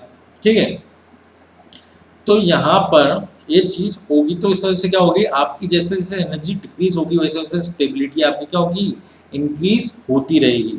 ठीक है, तो ये होता है अट्रैक्शन का मतलब कि आपको पहले बहुत अट्रैक्शन था बॉल से, तो आप क्या पकड़ रहे थे, बॉल को पकड़ रहे थे, पर जैसे जैसे आपकी एनर्जी डिक्रीज होने लगी तो आपकी स्टेबिलिटी क्या हुई, बढ़ने लग गई। वैसे हम रिपल्शन के अंदर बात करेंगे, यहाँ पर रिपल्शन के अंदर क्या हो रहा है कि हमारे पास टू मैग्नेट्स हों, तो भाई यहाँ मैग्नेट के अंदर अगर हम एक पोल को एक साथ लेके आते हैं, लेकिन नॉर्थ पोल को हमें पता तो होता नहीं भाई नॉर्थ पोल साउथ पोल है, दो मैग्नेट को लेके आए एक दूसरे के करीब लेके आए, एक दूसरे के करीब लेके आएंगे तो यहाँ पर क्या होगा, एक दूसरे के करीब लेके आएगा, भाई नॉर्थ नॉर्थ होगा तो क्या होगा, एक दूसरे से रिपेल करने लग जाएगा। ठीक है, और साउथ नॉर्थ होगा तो एक दूसरे से चिपक जाएगा। ठीक है, एक दूसरे से चिपक जाएगा। तो यहाँ पर क्या होगा, जैसे ही यहाँ पर नॉर्थ पोल या साउथ पोल एक दूसरे के करीब लेके आते हो, तो यहाँ पे क्या होगा, स्टेबिलिटी क्या होगी, स्टेबिलिटी डिक्रीज होने लगेगी, बिल्कुल दूसरे से क्या होगा, बिल्कुल भागने लगेंगे, कोशिश करेंगे कि भाई मैं इधर निकलो। यहाँ देखा होगा मैग्नेट को लेके आया, बचपन में खेला भी, वो मैग्नेट आती थी दो, ठीक है, उसको एक दूसरे के लाओगे तो क्या होगा, स्टेबिलिटी डिक्रीज होगी, इधर उधर आप क्या करोगे, इधर उधर भागेगी और आपकी एनर्जी क्या होगी वहां पर इंक्रीज होगी। ठीक है, वहां पर आप एनर्जी लगा रहे हो यहाँ पर बहुत सारा कि भाई इसको चिपकाने के लिए एनर्जी लगा रहे हो, स्टेबिलिटी क्या होगी यहाँ पर आपकी डिक्रीज होगी। तो यहाँ पर यही हो रहा है कि हमारे पास जो एटम होता है ना, यहाँ पे आप ऐसे देख सकते हो, यहाँ पर टू बॉल्स हैं। ठीक है, अब यहाँ पर एक बॉल को यहाँ पर रख दिया, तो यहाँ पर इसको स्टेबल होने के लिए कितना हवा चली, तो हवा चली और एक बॉल इसके अंदर है। ठीक है, अब हवा चली तो भाई यहाँ पर जो ऊपर वाली बॉल है उसको अपनी स्टेबिलिटी बढ़ाने के लिए क्या करना पड़ेगा, बहुत ज़्यादा बैलेंस करना पड़ेगा। ठीक है, तो यहाँ पर क्या होगा, एनर्जी बहुत ज़्यादा क्या लगानी पड़ रही है, तो स्टेबिलिटी क्या हो रही है यहाँ पर बहुत ज़्यादा कम हो रही है। ठीक है, एनर्जी बढ़ाने पड़ रही है, एनर्जी इंक्रीज करने पड़ रही है, तो स्टेबिलिटी क्या हो रही है, डिक्रीज हो रही है। अब वही हम बात करें यहाँ पर, तो अंदर बॉल पड़ी है, अंदर बीच में पड़ी है, तो यहाँ पे एनर्जी की कोई एनर्जी बिल्कुल कम लग रही है और स्टेबिलिटी क्या है यहाँ बिल्कुल हाई है। ठीक है, तो यहाँ पर ये होता है कि हमारे पास एटम होता है, तो एटम के अंदर जैसे ही शेल्स बढ़ती जाती है, ठीक है, जैसे जैसे हमारे एस सेल आएगी, पी सेल आएगी, डी आएगी, मैं आपको बताऊँ ये होती क्या है, एस आएगी, पी आएगी, डी आएगी, एफ आएगी, जैसे जैसे शेल आएगी तो क्या क्या होगी, एनर्जी लेवल क्या होता रहेगा, जैसे जैसे दूर जाएंगे वो एनर्जी लेवल क्या होगा, इंक्रीज होता रहेगा, एनर्जी लेवल इंक्रीज होगा तो स्टेबिलिटी भी इंक्रीज होती रहेगी। ठीक है, तो ये होता है हमारा अट्रैक्शन और रिपल्शन का यहाँ पर रूल। ओके, तो यहाँ पे एनर्जी क्या हो रही है, इंक्रीज हो रही है। ठीक है, अब यहाँ तक हमने पढ़ लिया, अब हम यहाँ पर थोड़ा, ठीक है, अब हम क्वांटम नंबर के ऊपर यहाँ पर स्टडी करते हैं थोड़ी बहुत। ठीक है, देखिए हम यहाँ पर बात करते हैं क्वांटम नंबर्स के ऊपर। अब देखिए क्वांटम नंबर की हम बात करें तो यहाँ पे क्या होता है, the set of four quantum number, the set of four numbers, four number to define an electron completely in an atom are called quantum number. क्या बोला गया भाई यहाँ पर कि भाई जो एटम होता है, एटम को क्या बोला गया, सेट ऑफ फोर नंबर्स होते हैं। ठीक है, सेट ऑफ फोर नंबर्स होते हैं जो रिक्वायर्ड होते हैं किसके लिए, डिफाइन करते हैं अपने इलेक्ट्रॉन को कंप्लीटली इलेक्ट्रॉन को डिफाइन करते हैं, मतलब कि उसका एड्रेस क्या है, उसका पिन कोड क्या है, रहता कहाँ है, क्या खाता है, सब कुछ वो कौन डिफाइन करता है, वो क्वांटम नंबर्स डिफाइन करते हैं। चारों क्वांटम नंबर इसको डिफाइन करते हैं, आर कोड क्वांटम नंबर, उसको क्या बोला जाता है, क्वांटम नंबर्स बोला जाता है। तो फर्स्ट थ्री है derived from Schrodinger wave equation. पहली तीन जो है वो किसने डिफाइन करी है, श्रोडिंगर वेव इक्वेशन से डिफाइन की गई है। ठीक है, श्रोडिंगर वेव इक्वेशन जब हम एटॉमिक स्ट्रक्चर पढ़ेंगे तो उसके अंदर हम देखेंगे कि श्रोडिंगर वेव इक्वेशन से किस तरह से इनको डिफाइन किया गया। ठीक है, वैसे पूछा नहीं जाता, कभी कभार छोटे मोटे क्वेश्चन आ जाते हैं उससे रिलेटेड। ठीक है, जो जेईई एडवांस में आते हैं, मेन सेंस तक इसका कोई रोल प्ले नहीं होता। ठीक है, हम इसके बारे में बात करते हैं, उसके बाद हम आगे बढ़े यहाँ पर। तो यहाँ पर हमारा पहला क्वांटम नंबर होता है प्रिंसिपल क्वांटम नंबर। ठीक है, पहला कौन सा होता है, प्रिंसिपल क्वांटम नंबर, इसको किससे रिप्रेजेंट किया जाता है, एन से हमने अभी बात करी, और उसको किसने प्रपोज किया, उसको प्रपोज किया गया बाय बोर, बोर ने बताया था उसको। ठीक है, अब पहली बात करें, it is describe the size of electron, क्या बताता है, साइज ऑफ इलेक्ट्रॉन वेव को बताता है, and total energy of the electron, total energy of the electron को बताता है। तो integral value of integral values जो होती है इसकी होती है 1 2 3 4 etcetera and denoted by KLMN। ठीक है, अब यहाँ क्या बोला है कि जो साइज जो डिस्क्राइब साइज ऑफ इलेक्ट्रॉन, ठीक यहाँ पे क्या हो रहा है इसकी साइज को बताता है ये। ठीक है, ठीक है, तो यहाँ पास एटम है। ठीक है, अब इसके अंदर ये इस तरह से हमारी शेल्स बनी होती हैं। ठीक है, अब इसको किस तरह रिप्रेजेंट किया है, इंटीग्रल वैल्यूज, यानी कि इसको 1 से, इसको 2 से, इसकी 3 से, इसको 4 से, तो ये n की वैल्यू यही है, n इक्वल्स टू 1 2 3 4। ठीक है, इनका कुछ नाम दिए गए K L M और N। ठीक है, तो इसको K, इसको बोलते हैं L, इसको M, इसको N। ठीक है, ये K L M N, इसको यहाँ पर भी लिख सकते हैं K L M और N। ठीक है, इससे K L M N से इसको डिनोट किया जाता है। अभी क्या बताया, it describe the size of the electron. बिल्कुल भाई, बिल्कुल सही बोल रहा है भाई, जो ये इलेक्ट्रॉन है भाई, जितनी जितनी हमारी शेल्स बढ़ती जाएगी उतने ज़्यादा क्या होता जाएगा, इलेक्ट्रॉन की साइज बढ़ती जाएगी भाई। K L M और N ऐसे आते जाएंगे, और भी साइज बढ़ी और इलेक्ट्रॉन ऐड हो तो इलेक्ट्रॉन बढ़ी, तो इसकी साइज क्या होती जाएगी और इंक्रीज होती जाएगी। ठीक है, इलेक्ट्रॉन वेव्स बढ़ती जाएगी, और जैसे जैसे हमारी जो इलेक्ट्रॉन, जैसे जैसे हम यहाँ से इधर जाएंगे, ठीक है, बाहर की तरफ निकलते जाएंगे एटम से, वैसे वैसे हमारा क्या होता जाएगा, यहाँ पर जो टोटल एनर्जी वो क्या होती जाएगी, यहाँ पर टोटल एनर्जी, यहाँ पर आखिरी जो होगा शेल्स की देखेंगे तो इसको टोटल एनर्जी वो बता देगा हमारी, तो भाई टोटल एनर्जी अभी तक कितनी लग चुकी है हमारी। ठीक है, टोटल एनर्जी पहले यहाँ पर जो होती है वैल्यू होती है नेगेटिव में होती है, फिर नेगेटिव से थोड़ा, जैसे -13.6 आपने पढ़ा हो, फिर इसके -3.4। ठीक है, वैसे वैसे कम होती जाएगी, 1 के आसपास आएगी, फिर उसके बाद 0 के लमसम कुछ आएगी 0.57, उसके बाद ये पॉजिटिव में होती जाएगी, तो पॉजिटिव आता जाएगी, तो यहाँ पर टोटल एनर्जी को बता देगा कि इतनी टोटल एनर्जी हमारी लगी है। ठीक है, तो यहाँ पे हम क्या बात करें कि हमारे पास शेल होती है, उस शेल को किससे रिप्रेजेंट करा जाता है, हमारे उस शेल को N से रिप्रेजेंट किया जाता है। और उसके बाद सब शेल होती है हमारी, ना सब शेल होती है, सब शेल को हम किससे रिप्रेजेंट करते हैं, सब शेल को हम N स्क्वायर से रिप्रेजेंट करते हैं। ठीक है, सब शेल क्या हो गई भाई, यहाँ पहली शेल है, पहली शेल हो गई तो ये हो गई। अब उसके बाद हमारी सब शेल आई। ठीक है, अब सब शेल 2 आई, तो भाई सब शेल आई तो इसके अंदर एक और शेल ऐड होगी, क्योंकि इसके अंदर S P इलेक्ट्रॉन आएंगे और इसके अंदर P भी आएंगे। ठीक है, N मतलब 1 होगी पहली सब शेल। ठीक है, ये पहली आ गई। ठीक है, उसके अंदर कौन से सब शेल के अंदर कौन से ये कौन से अपने ऑर्बिटल ओरिएंटेशन प्रेजेंट होता है, वो होता है S का। ठीक है, S वाले इलेक्ट्रॉन प्रेजेंट होते हैं, सबसे S सबसे प्रेजेंट होती है, तो उसको S से रिप्रेजेंट कर दिया। ठीक है, n इक्वल से 2 जैसा है, तो उसके अंदर S और P दोनों आ गए, S वाले भी आ गए और P वाले भी आ गए। तो S आ गया, इसके अंदर एक और सबसेल देखिए कौन सी P। अब P के अंदर हमने यहाँ पे S और P को इस तरह से डिफाइन कर दिया सबसेल 2 के अंदर। सबसेल 3 आई, सबसेल 3 आई तो उसके अंदर S भी दिखा, P भी दिखा, D भी दिखा। तो D भी दिखा तो हमने यहाँ पर क्या देखा कि यहाँ पर एक और सबसेल एडअप हो गई, मतलब यहाँ पे 3 सबसेल देखी। वैसे 4th देखा D वाला, उसके अंदर 4 आया, तो उसके अंदर S भी आया, P भी आया, D भी आया, F भी आया। तो F भी आया तो इसके अंदर 4th वाला ये भी एडअप हो गया। इसके अंदर क्या देखा गया, 4 शेल्स प्रेजेंट है। ठीक है, तो जैसे जैसे हम यहाँ से बाहर जाते हैं वैसे वैसे हमारी शेल्स इंक्रीज होती जाएगी। ठीक है, यहाँ पे हम देखें तो इसके अंदर कितने इलेक्ट्रॉन प्रेजेंट होते हैं, इसके अंदर 2 प्रेजेंट होते हैं। ठीक है, इसके अंदर हम देखें सब शेल को N स्क्वायर से प्रेजेंट करते हैं। इलेक्ट्रॉन की बात करें तो इलेक्ट्रॉन हम ट्वाइस ऑफ N स्क्वायर हो जाएगा। ठीक है, इलेक्ट्रॉन कितने प्रेजेंट है ऑर्बिटल के अंदर, तो पहले के अंदर हो गया हमारे 2, इसके अंदर कितने हो जाते हैं हमारे पास 8, उसके बाद कितने हो जाते हैं 18, उसके बाद 32। ठीक है, बस हमने 2 से N स्क्वायर से इसको क्या कर दिया, मल्टीप्लाई कर दिया।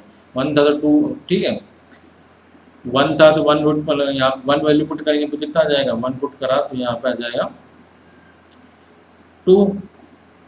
ठीक है, जिससे हमने 2 पुट करा, इसके अंदर 2 इसका स्क्वायर मतलब 2 का स्क्वायर 4, 4 इंटू 2 8 आ गया। ठीक है, बस सिंपल मैथमेटिक्स, अब सिंपल मैथमेटिक्स 3 डालेंगे तो यहाँ पर ये 18 आ जाएगा, 4 डालेंगे तो यहाँ पे क्या जाएगा 32। ठीक है, तो इस तरह से इसको डिफाइन किया गया।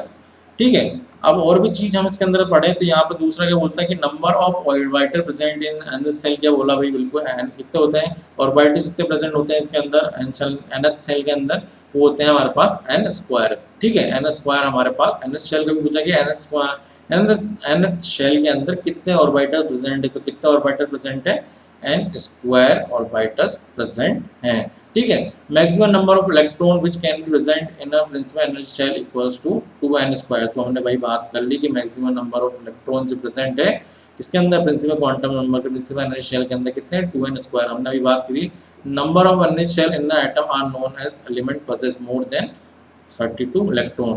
नो एनर्जी शेल, भाई नो एनर्जी शेल, कोई भी इसके आगे कोई भी एनर्जी शेल प्रेजेंट नहीं होता एटम के अंदर।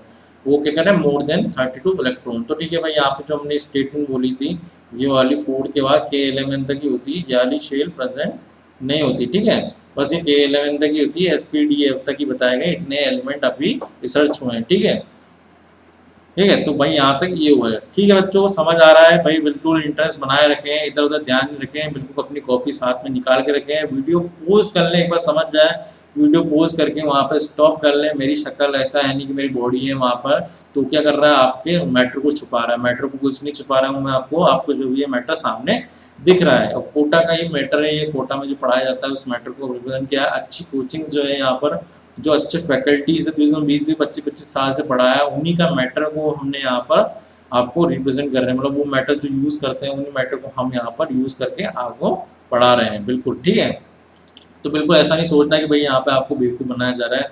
मैं अपना जितना 100% होगा कि 100-200% देने की कोशिश करूँगा पूरी अपनी।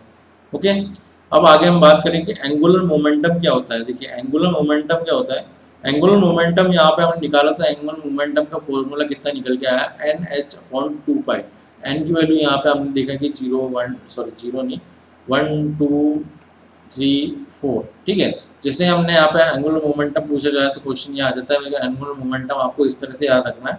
एटॉमिक स्ट्रक्चर के अंदर हम इसको पढ़ेंगे तो वहाँ पे इसका एक्सप्रेशन को समझेंगे कि भाई ये कैसा है। यहाँ पे आपको इतना डीप में जाने की कोशिश नहीं करनी। ठीक है, तो पहला हो गया, तो ये क्या हो गया, इंटीग्रल मल्टीपल में तो H/2 पाई हो जाएगा।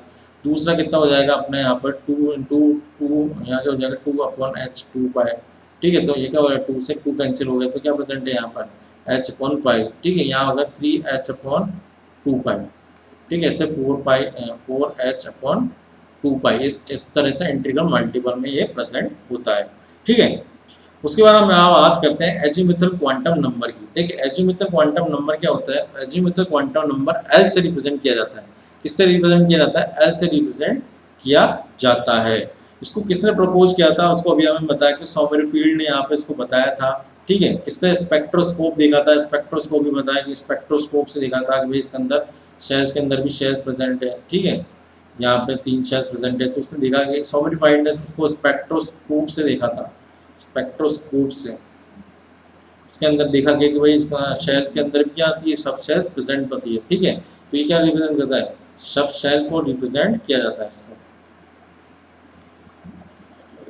पता नहीं पड़ता है, पेन का चल सब शेल। ठीक है, एल से रिप्रेजेंट करते हैं। ठीक, तो यहाँ पे describe the shape of the electron. भाई इसने क्या बताया, शेप ऑफ इलेक्ट्रॉन बताया, electron cloud and the number of subshell in a shell. भाई कितनी नंबर ऑफ सबशेल प्रेजेंट है उसको इसने डिफाइन किया। ठीक है, यहाँ पर जो वैल्यू होती है, यहाँ पर वैल्यू जो होती है, यहाँ पर वो होती है 0 से स्टार्ट, 0 1 2 3 इसको स्टार्ट होती है। सबशेल जो होती है इसके अंदर एस पी डी और एफ होती है। ठीक है, शेप की हम बात करें यहाँ पर, तो जो शेप होती है इसकी, तो शेप देखेंगे तो शेप जो होती है एस की, वो होती है हमारी सर्किल टाइप। ठीक है, उसको ऐसे राउंड सर्किल से रिप्रेजेंट करते हैं। जो पी होता है उसको हमने डम्बल शेप बताया गया। जो डी होती है हमारी, डी को किससे रिप्रेजेंट किया, उसको हमने यहाँ पर डबल डम्बल से उसको रिप्रेजेंट किया। ठीक है, इस तरह से डबल डम्बल होते हैं अपने क्रॉस में, और उस तरह से एक दूसरे के, और इसको इस तरह से डबल डम्बल से इसको रिप्रेजेंट किया गया। एफ शेल हमारी उसके कोर्स में नहीं है, कभी फिर भी आ जाए तो कॉम्प्लेक्स इसका स्ट्रक्चर होता है। आप कभी देखना है तो गूगल सर्च करके आप सर्च करते हो कि वहाँ पर कि एफ सब शेल की हमारे पास क्या होती है, किस तरह की शेप होती है, तो वहाँ पर आपको पता पड़ जाएगा। ठीक है, जो इसके it can value from 0 to n-1, इसकी वैल्यू क्या होती है 0 to n-1 तक होती है। ठीक है, n इक्वल्स टू हम बात करें तो यहाँ पर n इक्वल्स टू यहाँ पे 1 हो गया, n इक्वल्स टू 2 इधर हो गया, n इक्वल्स टू 3 इधर हो गया, इसको n इक्वल्स टू 4 यहाँ पे हो गया। ठीक है, तो यहाँ पे n की वैल्यू को रिप्रेजेंट करता है, यहाँ पे ऊपर लिख देते हैं, इसको यहाँ से हटा देते हैं। तो n की वैल्यू यहाँ पे रिप्रेजेंट करते हैं 1 2 3 4 होती है। वैल्यू ऑफ l होती है 0 1 2 3 से रिप्रेजेंट करते हैं। इसके अंदर कौन सी शब्द प्रेजेंट होती है, इसके अंदर s प्रेजेंट होती है, p प्रेजेंट होती है, d प्रेजेंट होती है और f प्रेजेंट होती है। f हमारे कोर्स में नहीं है, जे एडवांस के कोर्स में नहीं है, ये कॉम्प्लेक्स स्ट्रक्चर होता है। s p d तक ये हमारा पूछा जाता है। ठीक है, मतलब स्ट्रक्चर शेप वगैरह आपसे नहीं पूछी जाएगी। ठीक है, l क्या होता है, l के अंदर कितनी शेप प्रेजेंट होती है, यहाँ पर हमारे पास जैसे कि ये हो गया, थोड़ा हम पेन चेंज कर लेते हैं, डिफरेंट डिफरेंट कलर से लिखना चाहिए। कौन सा कलर लिया जाए, नीला लिया जाए। ठीक है, जो सबसेल होती है इसके अंदर कितनी सबसेल होती है, 0 to n-1 होती है, तो इसके अंदर कितनी होती है, इसके अंदर एल की वैल्यू 0 होती है। इसके अंदर क्या होती है, इसके अंदर 0 और 1 प्रेजेंट होती है, ठीक है, मतलब एस हो गई और पी हो गया, ठीक है, इसके अंदर एस और पी प्रेजेंट है, दो वैल्यू प्रेजेंट है, तो ये बता दिया, तीन प्रेजेंट है यहाँ पर एन की, तो यहाँ पर 0, 1 और 2 प्रेजेंट है, ठीक है, और उसके बाद हम 4 बोले तो यहाँ के अंदर 0, 1, 2 और 3 प्रेजेंट होती है। तो इस तरह की तीन सबसेल के अंदर इतने इतने वैल्यूज प्रेजेंट होता है, इसलिए हमने n की वैल्यू 4 बोली, तो ये 0, 1, 2, 3 प्रेजेंट होती है सबसे, इस कारण इसको हम क्या बोलते हैं, 4 बोलते हैं। ऐप को हम ठीक है 0, 1, 2, 3 ऐप को बताता है यहाँ पर सबसे में। ओके, तो यहाँ तक आप समझ पाए, बिल्कुल बिल्कुल लाइक करिए, शेयर करिए, अपने दोस्तों को भी बताइए कि यहाँ पर यश सर है वो बढ़ा रहे हैं इस तरह से, ठीक है, बिल्कुल फ्री ऑफ कॉस्ट है, बिल्कुल आप पढ़िए, बस हम पढ़ाना चाहते हैं आपको, ठीक है, बिल्कुल ध्यान से पढ़ना जाना है यहाँ पे, आपको कोई भी आपको इधर उधर ध्यान देना है बिल्कुल, लेकिन कॉपी को आप पोस्ट कर लिए अपने वीडियोस को, और अपने वीडियो को पोस्ट करके आप इसका क्या बना लीजिए, अपने नोट्स कंप्लीट करते जाइए, ठीक है। तो अजीमुथल क्वांटम नंबर के बाद हम यहाँ प्रपोज बाय सॉलिडिफाइड हो चुका है, ठीक है। अब हम आगे इसके बारे में बात करें यहाँ पर, देखिए इसके बारे में हम बात करें, देखिए हमने यहाँ पर पढ़ लिया एल की वैल्यू 0, 1, 2, 3, 4, 5 होती है, ये हमने पढ़ा शेप क्या होती है इसकी, राउंड सर्कल होती है, डबल होती है, ये डबल डम्बल होती है, ठीक है। इसके अंदर कौन कौन सी प्रेजेंट है, हम यहाँ पे बात करें तो इसके अंदर एस प्रेजेंट है, इसके अंदर एस और पी प्रेजेंट है, इसलिए 0, 1, 2 आ रही, इसके अंदर क्या प्रेजेंट, एस, पी और डी प्रेजेंट है, और इसके अंदर क्या प्रेजेंट है, एस, पी, डी और एफ प्रेजेंट है, इसलिए हमने इसको इस तरह से रिप्रेजेंट किया है, ठीक है।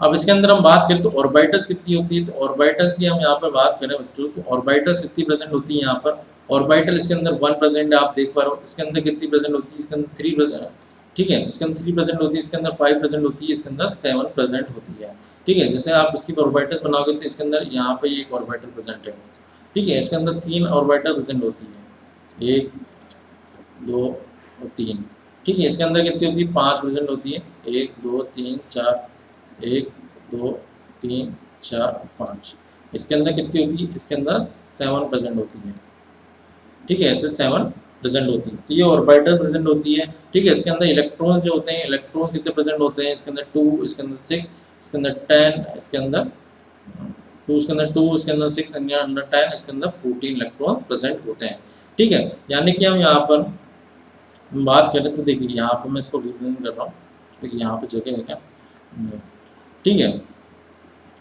यहाँ पर हमारे पास ये इलेक्ट्रॉन है, ठीक है, एटम है, इसके बाद पॉजिटिव चार्ज हो गया, यहाँ पर न्यूक्लियस वाला पार्ट है।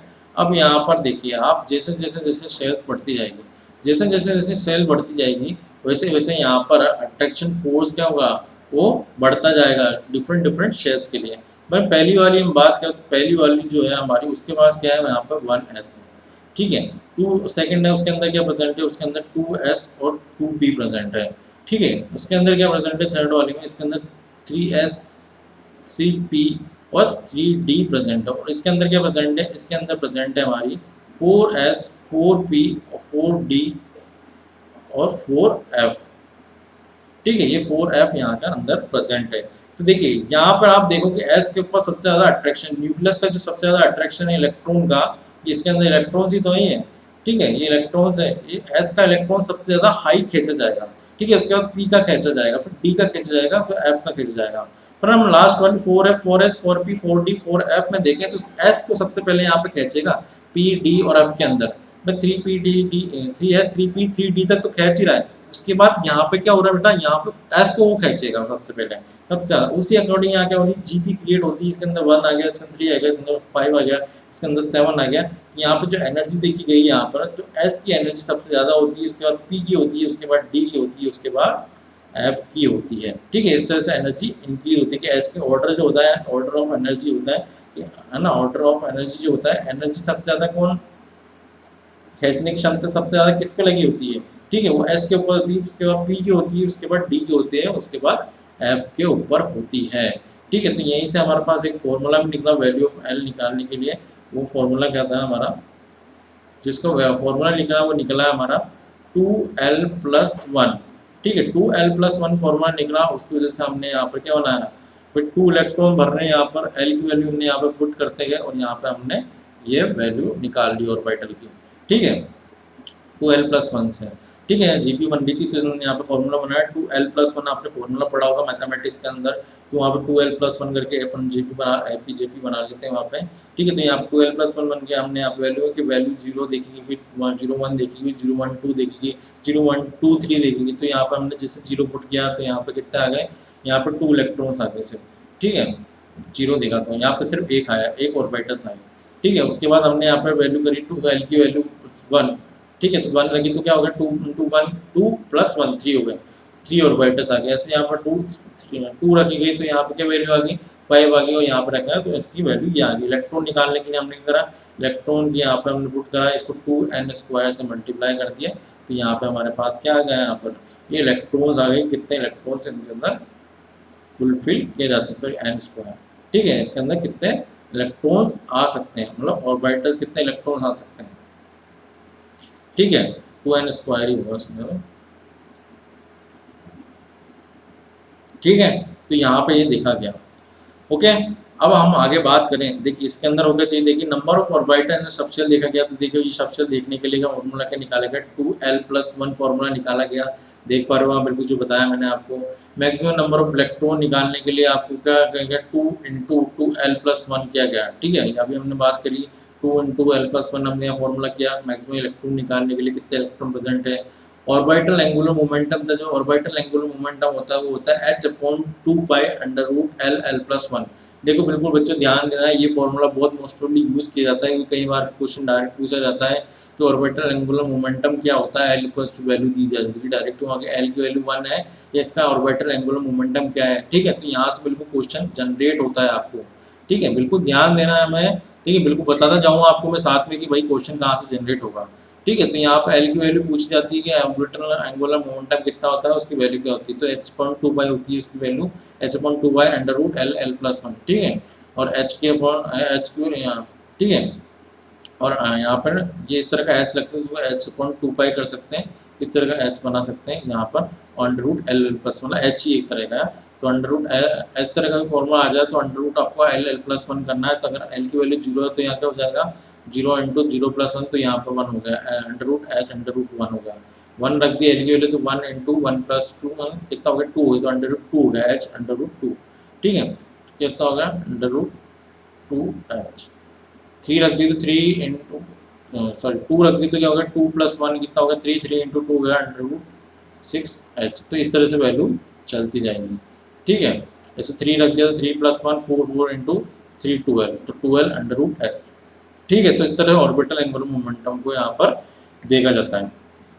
जो ऑर्बिटल एंगुलर मोमेंटम होता है एस ऑर्बिटल, उसके अंदर क्या होता है, 0 होता है। ठीक है, 0 हो गया। ठीक है, तो यहाँ पर हम बात करें वो पहला वाला क्या हो गया, 0 एंगुलर मोमेंटम होता है। ठीक है, ऑर्बिटल एंगुलर मोमेंटम पी का कितना हो गया, √2h/2π हो गया।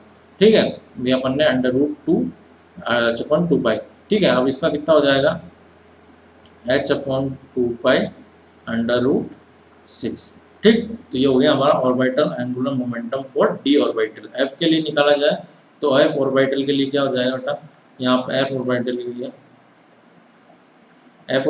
लिए क्या हो जाएगा, h/2π √2l। ठीक है, तो ये वैल्यू निकल जाएगी। ठीक है, तो यहाँ हो गया हमारा प्रिंसिपल क्वांटम नंबर खत्म। अब होता है मैग्नेटिक क्वांटम नंबर। ठीक है, मैग्नेटिक क्वांटम नंबर प्रपोज किसने किया था, वो लिंडी करके था। ठीक है, नाम कोई चढ़ाएगा नहीं इनका, लिंडी करके था। इन्होंने क्या बताया था, मैग्नेटिक क्वांटम नंबर को यहाँ पर बताया था। ठीक है, कभी कभार इसको एम से ही बताया जाता है, कभी कभार MS बोला जाता है इसको। ठीक है, ML बोला जाता है, सॉरी ML भी बोला जाता है इसको, है ना, कंफ्यूजन नहीं होना आपको इसके अंदर। ठीक है, तो ये क्या बोला रहा है, it describe the orientation of orbital. क्या बताता है ये, it describes the orientation of orbital with respect to standard set of coordinate axis. क्या बता रहा है भाई, यहाँ पे बात को ध्यान से डिस्क्राइब क्या कर रहा है, ओरिएंटेशन को डिस्क्राइब करता है ऑर्बिटल्स का with respect to standard set of coordinate axis. With set of, क्या बोल रहा है कि स्टैंडर्ड सेट ऑफ एक्सिस होती है कोऑर्डिनेट एक्सिस, उनको क्या बताता है ये, उन ऑर्बिटल्स को ये उसके थ्रू डिस्क्राइब करता है। ठीक है, सेट ऑफ क्वांटम नंबर जो इसकी वैल्यू होती है -L2 + L तक होती है। क्या होती है, -L2 + L होता है इंक्लूडिंग 0, उसके अंदर इंक्लूड 0 भी होता है। तो टोटल कितनी होती है 2l+1 वैल्यूज होती है, each value corresponding to an orbiter. ठीक है, उसमें ये जो हर ऑर्बिटर होती है वो उसके कॉरस्पॉन्डिंग होती है ऑर्बिटल्स की होती है। तो भाई यहाँ पे जो ओरिएंटेशन हो गई, तो ओरिएंटेशन में बात करें तो एस होता है। ठीक है, तो हमने यहाँ पे क्या कहा, एन की वैल्यू क्या होती है। ठीक है, यहाँ पे हमने कहा एन की वैल्यू, एल की वैल्यू, एम की वैल्यू। ठीक है, तो यहाँ पे जो एन की वैल्यू हमने देखी, तो ये क्या देखेगी हमने 1 2 3 4 देखेगी। ठीक है, इनके लिए। ठीक है, इसको ऊपर थोड़ा बना देते हैं हम, इसको 1, इसको 0 मान लेना, इसको 1। ठीक है, ये 1 2 3 हो गया, ये एन हो गया। ठीक है, इसके अंदर इरेजर है क्या।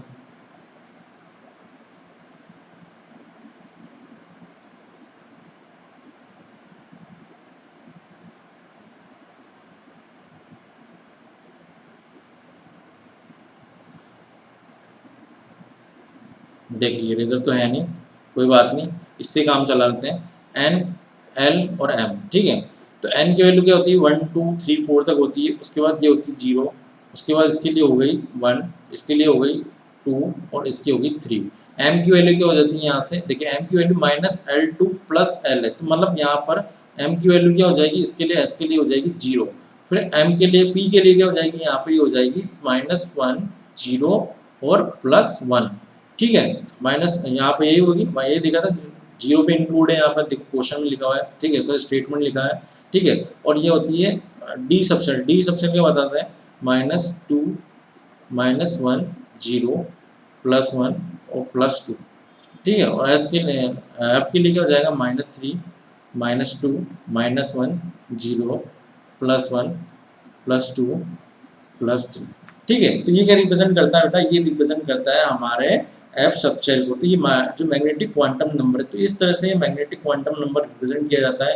देखिए जो एफ सबसेल होती है ना, उसका जो शेप होता है वो क्या होता है, स्फेरिकल होता है। ठीक है, तो ये क्या होता है, अनडायरेक्शन होता है। मेरी बात को ध्यान से सुनना, ये अनडायरेक्शन होता है, इसकी कोई डायरेक्शन नहीं होती। वहीं हम बात करें पी सबसेल की, तो पी सबसेल जो होता है, यहाँ पर हम पी को रिप्रेजेंट करते हैं, थोड़ा जगह का और लफड़ा है। तो पी जो सबसेल होता है ये एक्स। ठीक है, तो इसके अंदर क्या होता है, ये है। ठीक है, तो इसके अंदर क्या होगा, ये एक्स डायरेक्शन होगी, ये वाई डायरेक्शन होगी और ये जेड हो गया। तो इसके अंदर जो एक्स डायरेक्शन है ना, इस तरह से ये रिप्रेजेंट किया जाता है एक्स के अंदर। तो -1 मतलब कि यहाँ पर ये -1 इस तरह से इसको रिप्रेजेंट किया जाएगा, पी एक्स बोला जाता है इसको। पी वाई की बात करें हम यहाँ पर, तो पी वाई वापस से हम बात करें यहाँ पर, तो पी वाई क्या हो जाएगा, पी वाई हो जाएगा हमारा इस डायरेक्शन में। ठीक है, ये हो गया हमारा P Y, P X direction, ये वाई और ये जेड। और पी जेड, इसको बोला जाता है पी वाई और इसको बोला जाएगा पी जेड। ठीक है, तो ये जेड डायरेक्शन होगी, वाई हो गई और ये एक्स हो गई, एक्स वाई और जेड। ठीक है, एक्स वाई और जेड जो हो गई, इसको पी एक्स पी वाई और इसको पी जेड। ठीक है, तो यहाँ पे इस वैल्यू को रिप्रेजेंट कर रहा है -1 0 +1। ठीक है, क्या ये हो गया पी एक्स, ये हो गया पी वाई और ये हो गया पी जेड, इसको ये रिप्रेजेंट कर रहा है। ठीक है, पी सबसेल को, तो ये -1 0 +1 इसको, ये ओरिएंटेशन को रिप्रेजेंट कर रहा है। इस तरह का 3 तरह के इसके ओरिएंटेशन होते हैं, तो हमने यहाँ पर इसके 3 तरह के ओरिएंटेशन इसके ड्रॉ कर दिए हैं। अब हम बात करें डी सबसेल, तो डी के अंदर क्या होता है, यहाँ पर डी के अंदर हम बात करें, देखिए यहाँ पर अगर हमारे पास पेज ऐड ऑन हो जाए तो हम इसको ऐड ऑन कर लेते हैं।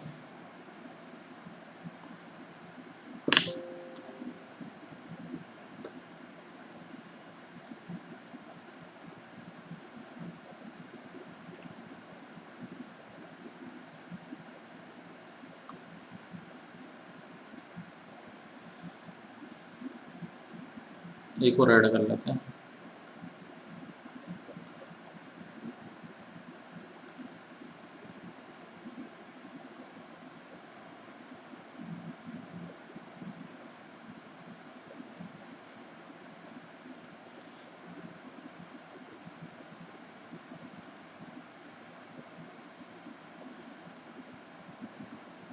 देखिए हम यहाँ पर बात कर रहे थे मैग्नेटिक क्वांटम नंबर की, किसने करा था, लिंडे ने करा था। अब यहाँ पर हम बात करें, यहाँ पर एन एल एम। ठीक है, तो एन की वैल्यू क्या होगी, यहाँ से एन की वैल्यू हमने देखी, यहाँ पर 1 से स्टार्ट होती है, फिर 2 से स्टार्ट होती है, 3 से होती है, फिर 4 होती है। ठीक है। एल की वैल्यू क्या देखी हमने यहाँ पर, एल की वैल्यू क्या होती है, 0 से स्टार्ट होती है, 1 होती है, 2 होती है, फिर 3 होती है। ठीक है, इसको एस पी डी और एफ से रिप्रेजेंट करता है, इसको किससे रिप्रेजेंट, के एल एम और एन इसको नाम दिया। तो आप यहाँ पे देख सकते हो आइटम क्या क्या बोला था हमने, यहाँ पर इसका एड्रेस प्रूव कर रहे हैं, हम एड्रेस डिफाइन कर रहे हैं। तो भाई के है, ठीक है, तो के क्या हो गया, इसका स्टेट हो गया, तो के स्टेट के अंदर 1 नंबर पे रहता है ना। एस क्या होगी, इसकी सिटी होगी, सिटी हो गया, एस सिटी के अंदर वो 0 जगह पर रहता है। ठीक है, तो 0 पे हम पहुंच गए, एस 0 पे वहां पहुंच गए। ठीक है, अब एम होता है, तो एम के अंदर मैग्नेटिक वैल्यू है इसकी, मैग्नेटिक क्वांटम नंबर की, वो क्या बताता है हमें, माइनस ओरिएंटेशन बताता है। ओरिएंटेशन किस तरह से उसका, मतलब तो -1 0 +1 इस तरह से उसका ओरिएंटेशन है।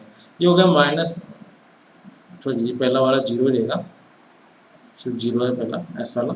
ये हो गया -1 0 और ये +1, ये हो गया -2 -1 0 +1 और ये हो गया +2। ये होगा -3 -2 -1 0 +1 +2 और ये +3। ठीक है बेटा, बस कंप्लीट होने वाला है। ठीक है, ज़्यादा लंबा हो गया है चैप्टर, होना नहीं चाहिए था इतना। ठीक है, बिल्कुल होने वाला है, इसको कंप्लीट करने वाले हैं हम बिल्कुल। ठीक है, पहला ही लेक्चर है, तो थोड़ा हमने आगे प्रेजेंटेशन वगैरह बताने में क्या है, तो अगली बार से हम बिल्कुल टाइमर सेट करके 1 घंटे की क्लास ही लेंगे। ठीक है, हम ज़्यादा बढ़ाएंगे नहीं, या फिर 30 मिनट्स के या 45 मिनट्स के वीडियो डालने की कोशिश करेंगे। ठीक है, पर अभी वाला है जो इसको पढ़ लीजिए, अब पूरा पूरा हो चुका है, बस थोड़ा सा इसका बेस बाकी, तो उसको कंप्लीट कर लें तो ज़्यादा बेटर है। ठीक है, बीच में नहीं छोड़ना चाहिए इस चीज़ को, पूरा उससे पूरा टाइप है, क्योंकि एन एल से पूरा टाइप है। ठीक है, तो हमने क्या बोला कि एस्पेरिकल होता है, ये वाला स्पेरिकल बताता है। इसका क्या बोला हमने यहाँ पर, ये होता है पी एक्स पी वाई और पी जेड। ठीक है, ठीक है, इसका हमने पी एक्स ऐसा हो गया, पी वाई हो गया और पी जेड जो हो गया, तो इसको क्या डिफाइन किया, पी एक्स पी वाई और इसको पी जेड। ठीक है, अब इसकी हम बात करें यहाँ पर डी, तो डी के अंदर क्या होता है, इसके अंदर डी के अंदर ओरिएंटेशन होता है कुछ इस तरह से। ठीक है, पहला क्या हो जाएगा यहाँ पर, ये हो गया डी एक्स वाई। ठीक है, इसको क्या बताना है, डी एक्स वाई बता दिया। ठीक है, इसका डी एक्स वाई इस तरह से बनेगा। ठीक, उसके बाद हम बात करें यहाँ पर डी एक्स वाई होगा, एक हो गया हमारा डी वाई जेड। तो भाई डी वाई जेड क्या बनेगा, इस तरह का बनेगा, डबल डबल वाला। ठीक है, उसके बाद डी जेड एक्स बताएं, तो डी जेड एक्स भी इस तरह से बनेगा। ठीक है, एक होता है हमारा उसके बाद D X square minus Y square, ये होता है अलोंग द एक्सिस। ठीक है, ये अलोंग द एक्सिस बनता है। ठीक है, ये हो गया हमारा वाई और ये हो गया एक्स। और एक होता है हमारा डी जेड स्क्वायर, तो डी जेड स्क्वायर होता है कुछ इस तरह का।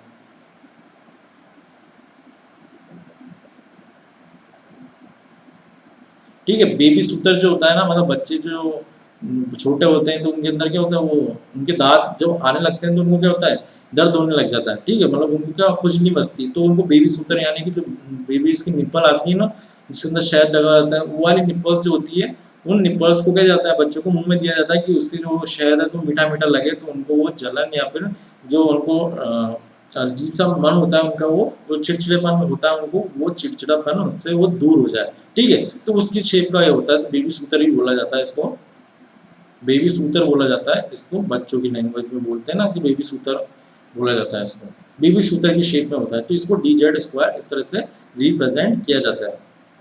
ठीक है, तो ये हो गया हमारा डी के भाई। फोर्थ वाला एफ वाला है, इसकी हमें स्टडी करने की जरूरत नहीं होती, वो जो हायर स्टडीज होती है तो उनके अंदर पढ़ाया जाता है, बीएससी एमएससी करना, जो हमारा बेसिक्स है वो यहाँ तक की कंप्लीट है। ठीक है, तो ये होता है एम क्वांटम नंबर। ठीक है, अब उसके बाद हम बात करें लास्ट वाला, इसकी बात कर लेते हैं, स्पिन क्वांटम नंबर होता है। स्पिन क्वांटम नंबर हमारे क्या बताता है, स्पिन को बताता है कि भाई वो किस तरह से रोटेट करता है।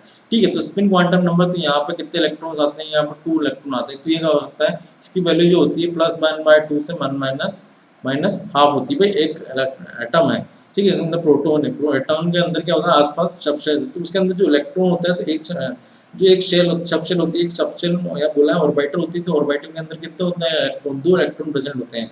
ठीक है, 2 इलेक्ट्रॉन प्रेजेंट होते हैं, तो 2 इलेक्ट्रॉन जो ऑर्बिटल के अंदर 2 इलेक्ट्रॉन प्रेजेंट होते हैं, तो 2 इलेक्ट्रॉन अपोजिट डायरेक्शन में होते हैं।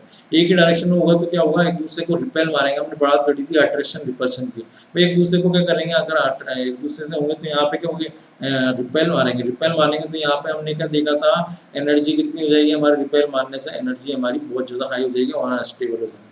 ठीक है, अनस्टेबल बहुत हो जाएंगे ज़्यादा, ठीक है, स्टेबिलिटी बहुत अनस्टेबल हो जाएगी, ठीक है, स्टेबिलिटी बहुत ज़्यादा लो हो जाएगी, तो स्टेबिलिटी नहीं रहती है, ठीक है। तो हम यहाँ पे इसको क्या करते हैं, अपोजिट डायरेक्शन में रखते हैं, ठीक है। उसके बाद बात करें तो इसके अंदर इस तरह से ओरिएंटेशन होता है, इसके अंदर ये पी एक्स पी वाई और पी जेड को इस तरह से इसके अंदर बढ़ा जाता है, ठीक है। पी एक्स होता है, ये पी वाई होता है और ये पी जेड होता है, इसको इस तरह से ओरिएंटेशन कराया जाता है।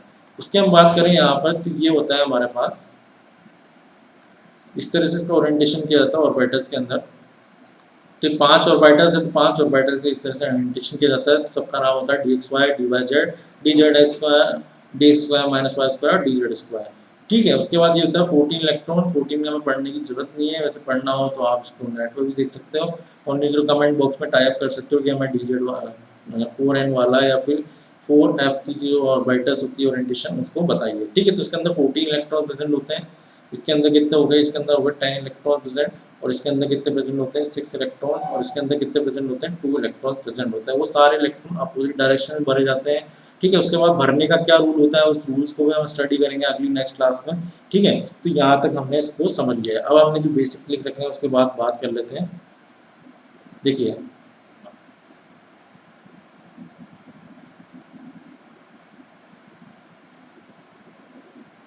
देखिए हमने यहाँ बात कर ली थी भाई एस सब चल वन ऑर्बिटर, ठीक है। वन ऑर्बिटर होती है, इसके 3 ऑर्बिटल्स होती है, इसके 5 ऑर्बिटल होती है, इसकी 7 ऑर्बिटल्स होती है ना, ठीक है। Total number of orbiter present in the main energy level उसको n स्क्वायर से इसको रिप्रेजेंट किया जाता है, ठीक है, n स्क्वायर से रिप्रेजेंट किया जाता है, ठीक है। उसके बाद हमने सारी ऑर्बिटल्स पढ़ ली। उसके बाद स्पिन क्वांटम नंबर्स किसने प्रपोज किया गया, वो सैमुअल गोल्डस्मिथ ने और हल्बन की क्या नाम है यूएनबिक जो है उन्होंने प्रपोज किया, ठीक है। साथ में यश मेवाड़ा ने भी करा, ठीक है। ये मेरी स्लाइड्स कोई चोरी नहीं कर ले इसलिए मैंने अपना नाम यहाँ पे लिखा है, ठीक है, क्योंकि बहुत बच्चे हैं, कोई फैकल्टीज है तो भाई स्लाइड्स चोरी कर करके बच्चे भी कुछ ऐसा हो गए वही पढ़ाने लग गए हैं कि भाई यूट्यूब पे डाल दो वीडियोस या हमारे पे व्यूज आने लग जाए, ठीक है। तो भाई इसलिए हम यहाँ पे नाम रख देते हैं कि भाई हमारे कोई वीडियो यहाँ पे एडिटिंग वेडिंग करके ये चुराएंगे, ठीक है। क्या बता रहा है, it describe the spin off the electron, क्या बताता है, it describe the spin off the electron, क्या बताता है, स्पिन को बताता है इलेक्ट्रॉन की इट्स वैल्यू क्या होती है +1/2 से 1 माइनस हाफ है ना, सिग्निफाइज द क्लॉकवाइज स्पिनिंग और एंटी क्लॉकवाइज, ठीक है। क्या बताता है ये क्लॉकवाइज और एंटी क्लॉकवाइज स्पिनिंग, मतलब कि एक तो इस तरफ डायरेक्शन में रोटेट कर रहा है, एक इस तरफ डायरेक्शन में रोटेट कर रहा है, ठीक है। तो ये अगर स्पिनिंग और स्पिन जो कर रहे हैं ना इलेक्ट्रॉन वो कह रहे हैं क्लॉकवाइज और एंटी क्लॉकवाइज डायरेक्शन में स्पिन करते हैं। जो स्पिन मैग्नेटिक मोमेंट होता है वो होता है EH/2πmc √s+1, ठीक है। और जो होता है इसका ठीक है, ये होता है n+2 जो इक्वल्स टू होता है मैग्नेटिक मोमेंट, जो होता है मैग्नेटिक मोमेंट किसे निकालते हैं, n की वैल्यू यहाँ पर 1 हुई तो 1+1+2 कितना हो गया 3 इंटू 1 हो गया 3, तो √3, तो मैग्नेटिक मोमेंट कितना आ जाता है यहाँ पर इसका, ये आ जाता है कितना √3, तो n क्या बताया, नंबर ऑफ अनपेयर्ड इलेक्ट्रॉन को बताता है, ठीक है। जितने अनपेयर्ड इलेक्ट्रॉन होंगे उतने n की वैल्यू यहाँ पे हमने क्या रखनी, कितने अनपेयर्ड इलेक्ट्रॉन, जैसे हमने यहाँ पर लिखा है पी वाली शेल है इसके अंदर 5 इलेक्ट्रॉन है, ठीक है। तो 5 इलेक्ट्रॉन है तो एक खाली रह गया, तो नंबर ऑफ अनपेयर्ड इलेक्ट्रॉन कितने हो गए, यहाँ पर 1 हो गए, तो यहाँ की 1 की वैल्यू पुट करी तो 1+2 कितना हो गया 1+2 3 हो गया, तो 3 इंटू 1 हो गया √3, मतलब 1.73, तो यहाँ पर मैग्नेटिक मोमेंट की वैल्यू क्या आ गई 3 आ गई, 1.73 के आसपास आ गई। तो इस तरह से मैग्नेटिक मोमेंट हम यहाँ पर कैलकुलेट कर सकते हैं, ठीक है। स्पिन क्वांटम एंगुलर मोमेंट निकालना होता है, उसके लिए h/2π √s+1 होता है। s की वैल्यू हमारा 0 1 2 0 तो नहीं होती, 1 2 3 होती है कई बार, है ना। इसको मीसोन्स और फेसोन्स होते हैं, ठीक है। और वैल्यू कुछ फ्रैक्शनल में भी होती है 1/2, ठीक है, 1/2 ऐसे बढ़ती जाइए 3/2 5/2, ठीक है। ये मल्टीपल में होती है, n+1 कुछ का रूल होता है, ये रहा नंबर ऑफ अनपेयर्ड इलेक्ट्रॉन के साथ से मल्टीप्लाई करते हैं maximum spin off atom 1/2 into 1 है तो कितना हो गया 1 हाफ हो गया, हाफ अनपेयर्ड इलेक्ट्रॉन है तो हाफ की वैल्यू पुट कर देंगे यहाँ पर, तो यहाँ पे हमारा स्पिन एंगुलर मोमेंटम निकाल के रखना, ठीक है। तो भाई यहाँ पे आप देखो कि स्पिन एंगुलर मोमेंटम जो एंगुलर मोमेंटम है वो कुछ सेम सा ही, वहाँ पे हमने l+1 डाला था, यहाँ पे s+1 है, h/2π सेम है। तो स्पिन एंगुलर मोमेंटम और एंगुलर मोमेंटम भैया आप यहाँ से इसको लिख सकते हो, बस यहाँ पे वैल्यू याद रखनी है कि वहाँ पे l की वैल्यू रखनी है, यहाँ पे क्या रखनी है, यहाँ पर हमें s की वैल्यू रखनी है, कितने अनपेयर्ड इलेक्ट्रॉन्स हैं, ठीक है। बस तो ये है हमारा पूरा का पूरा जो है पूरा बता दिया। Thank you so much for your, thank you, आपने पूरी वीडियो को देखा, ठीक है। और जितना हो सके अपना लाइक शेयर करिए, अपने फ्रेंड्स को भेजिए, शेयर करिए, ठीक है। जैसे जैसे आपका रिस्पॉन्स जितना अच्छा पॉजिटिव आएगा, मैं और भी वीडियोस बनाऊंगा और अच्छी तरह से प्रेजेंट करूँगा। मैं जितना आप मेरे काम को निखारोगे, उतना पसंद करोगे, उतना ही तो मैं अपने काम को आपको रिप्रेजेंट करने की कोशिश करूँगा। Okay, so thank you so much for seeing this video.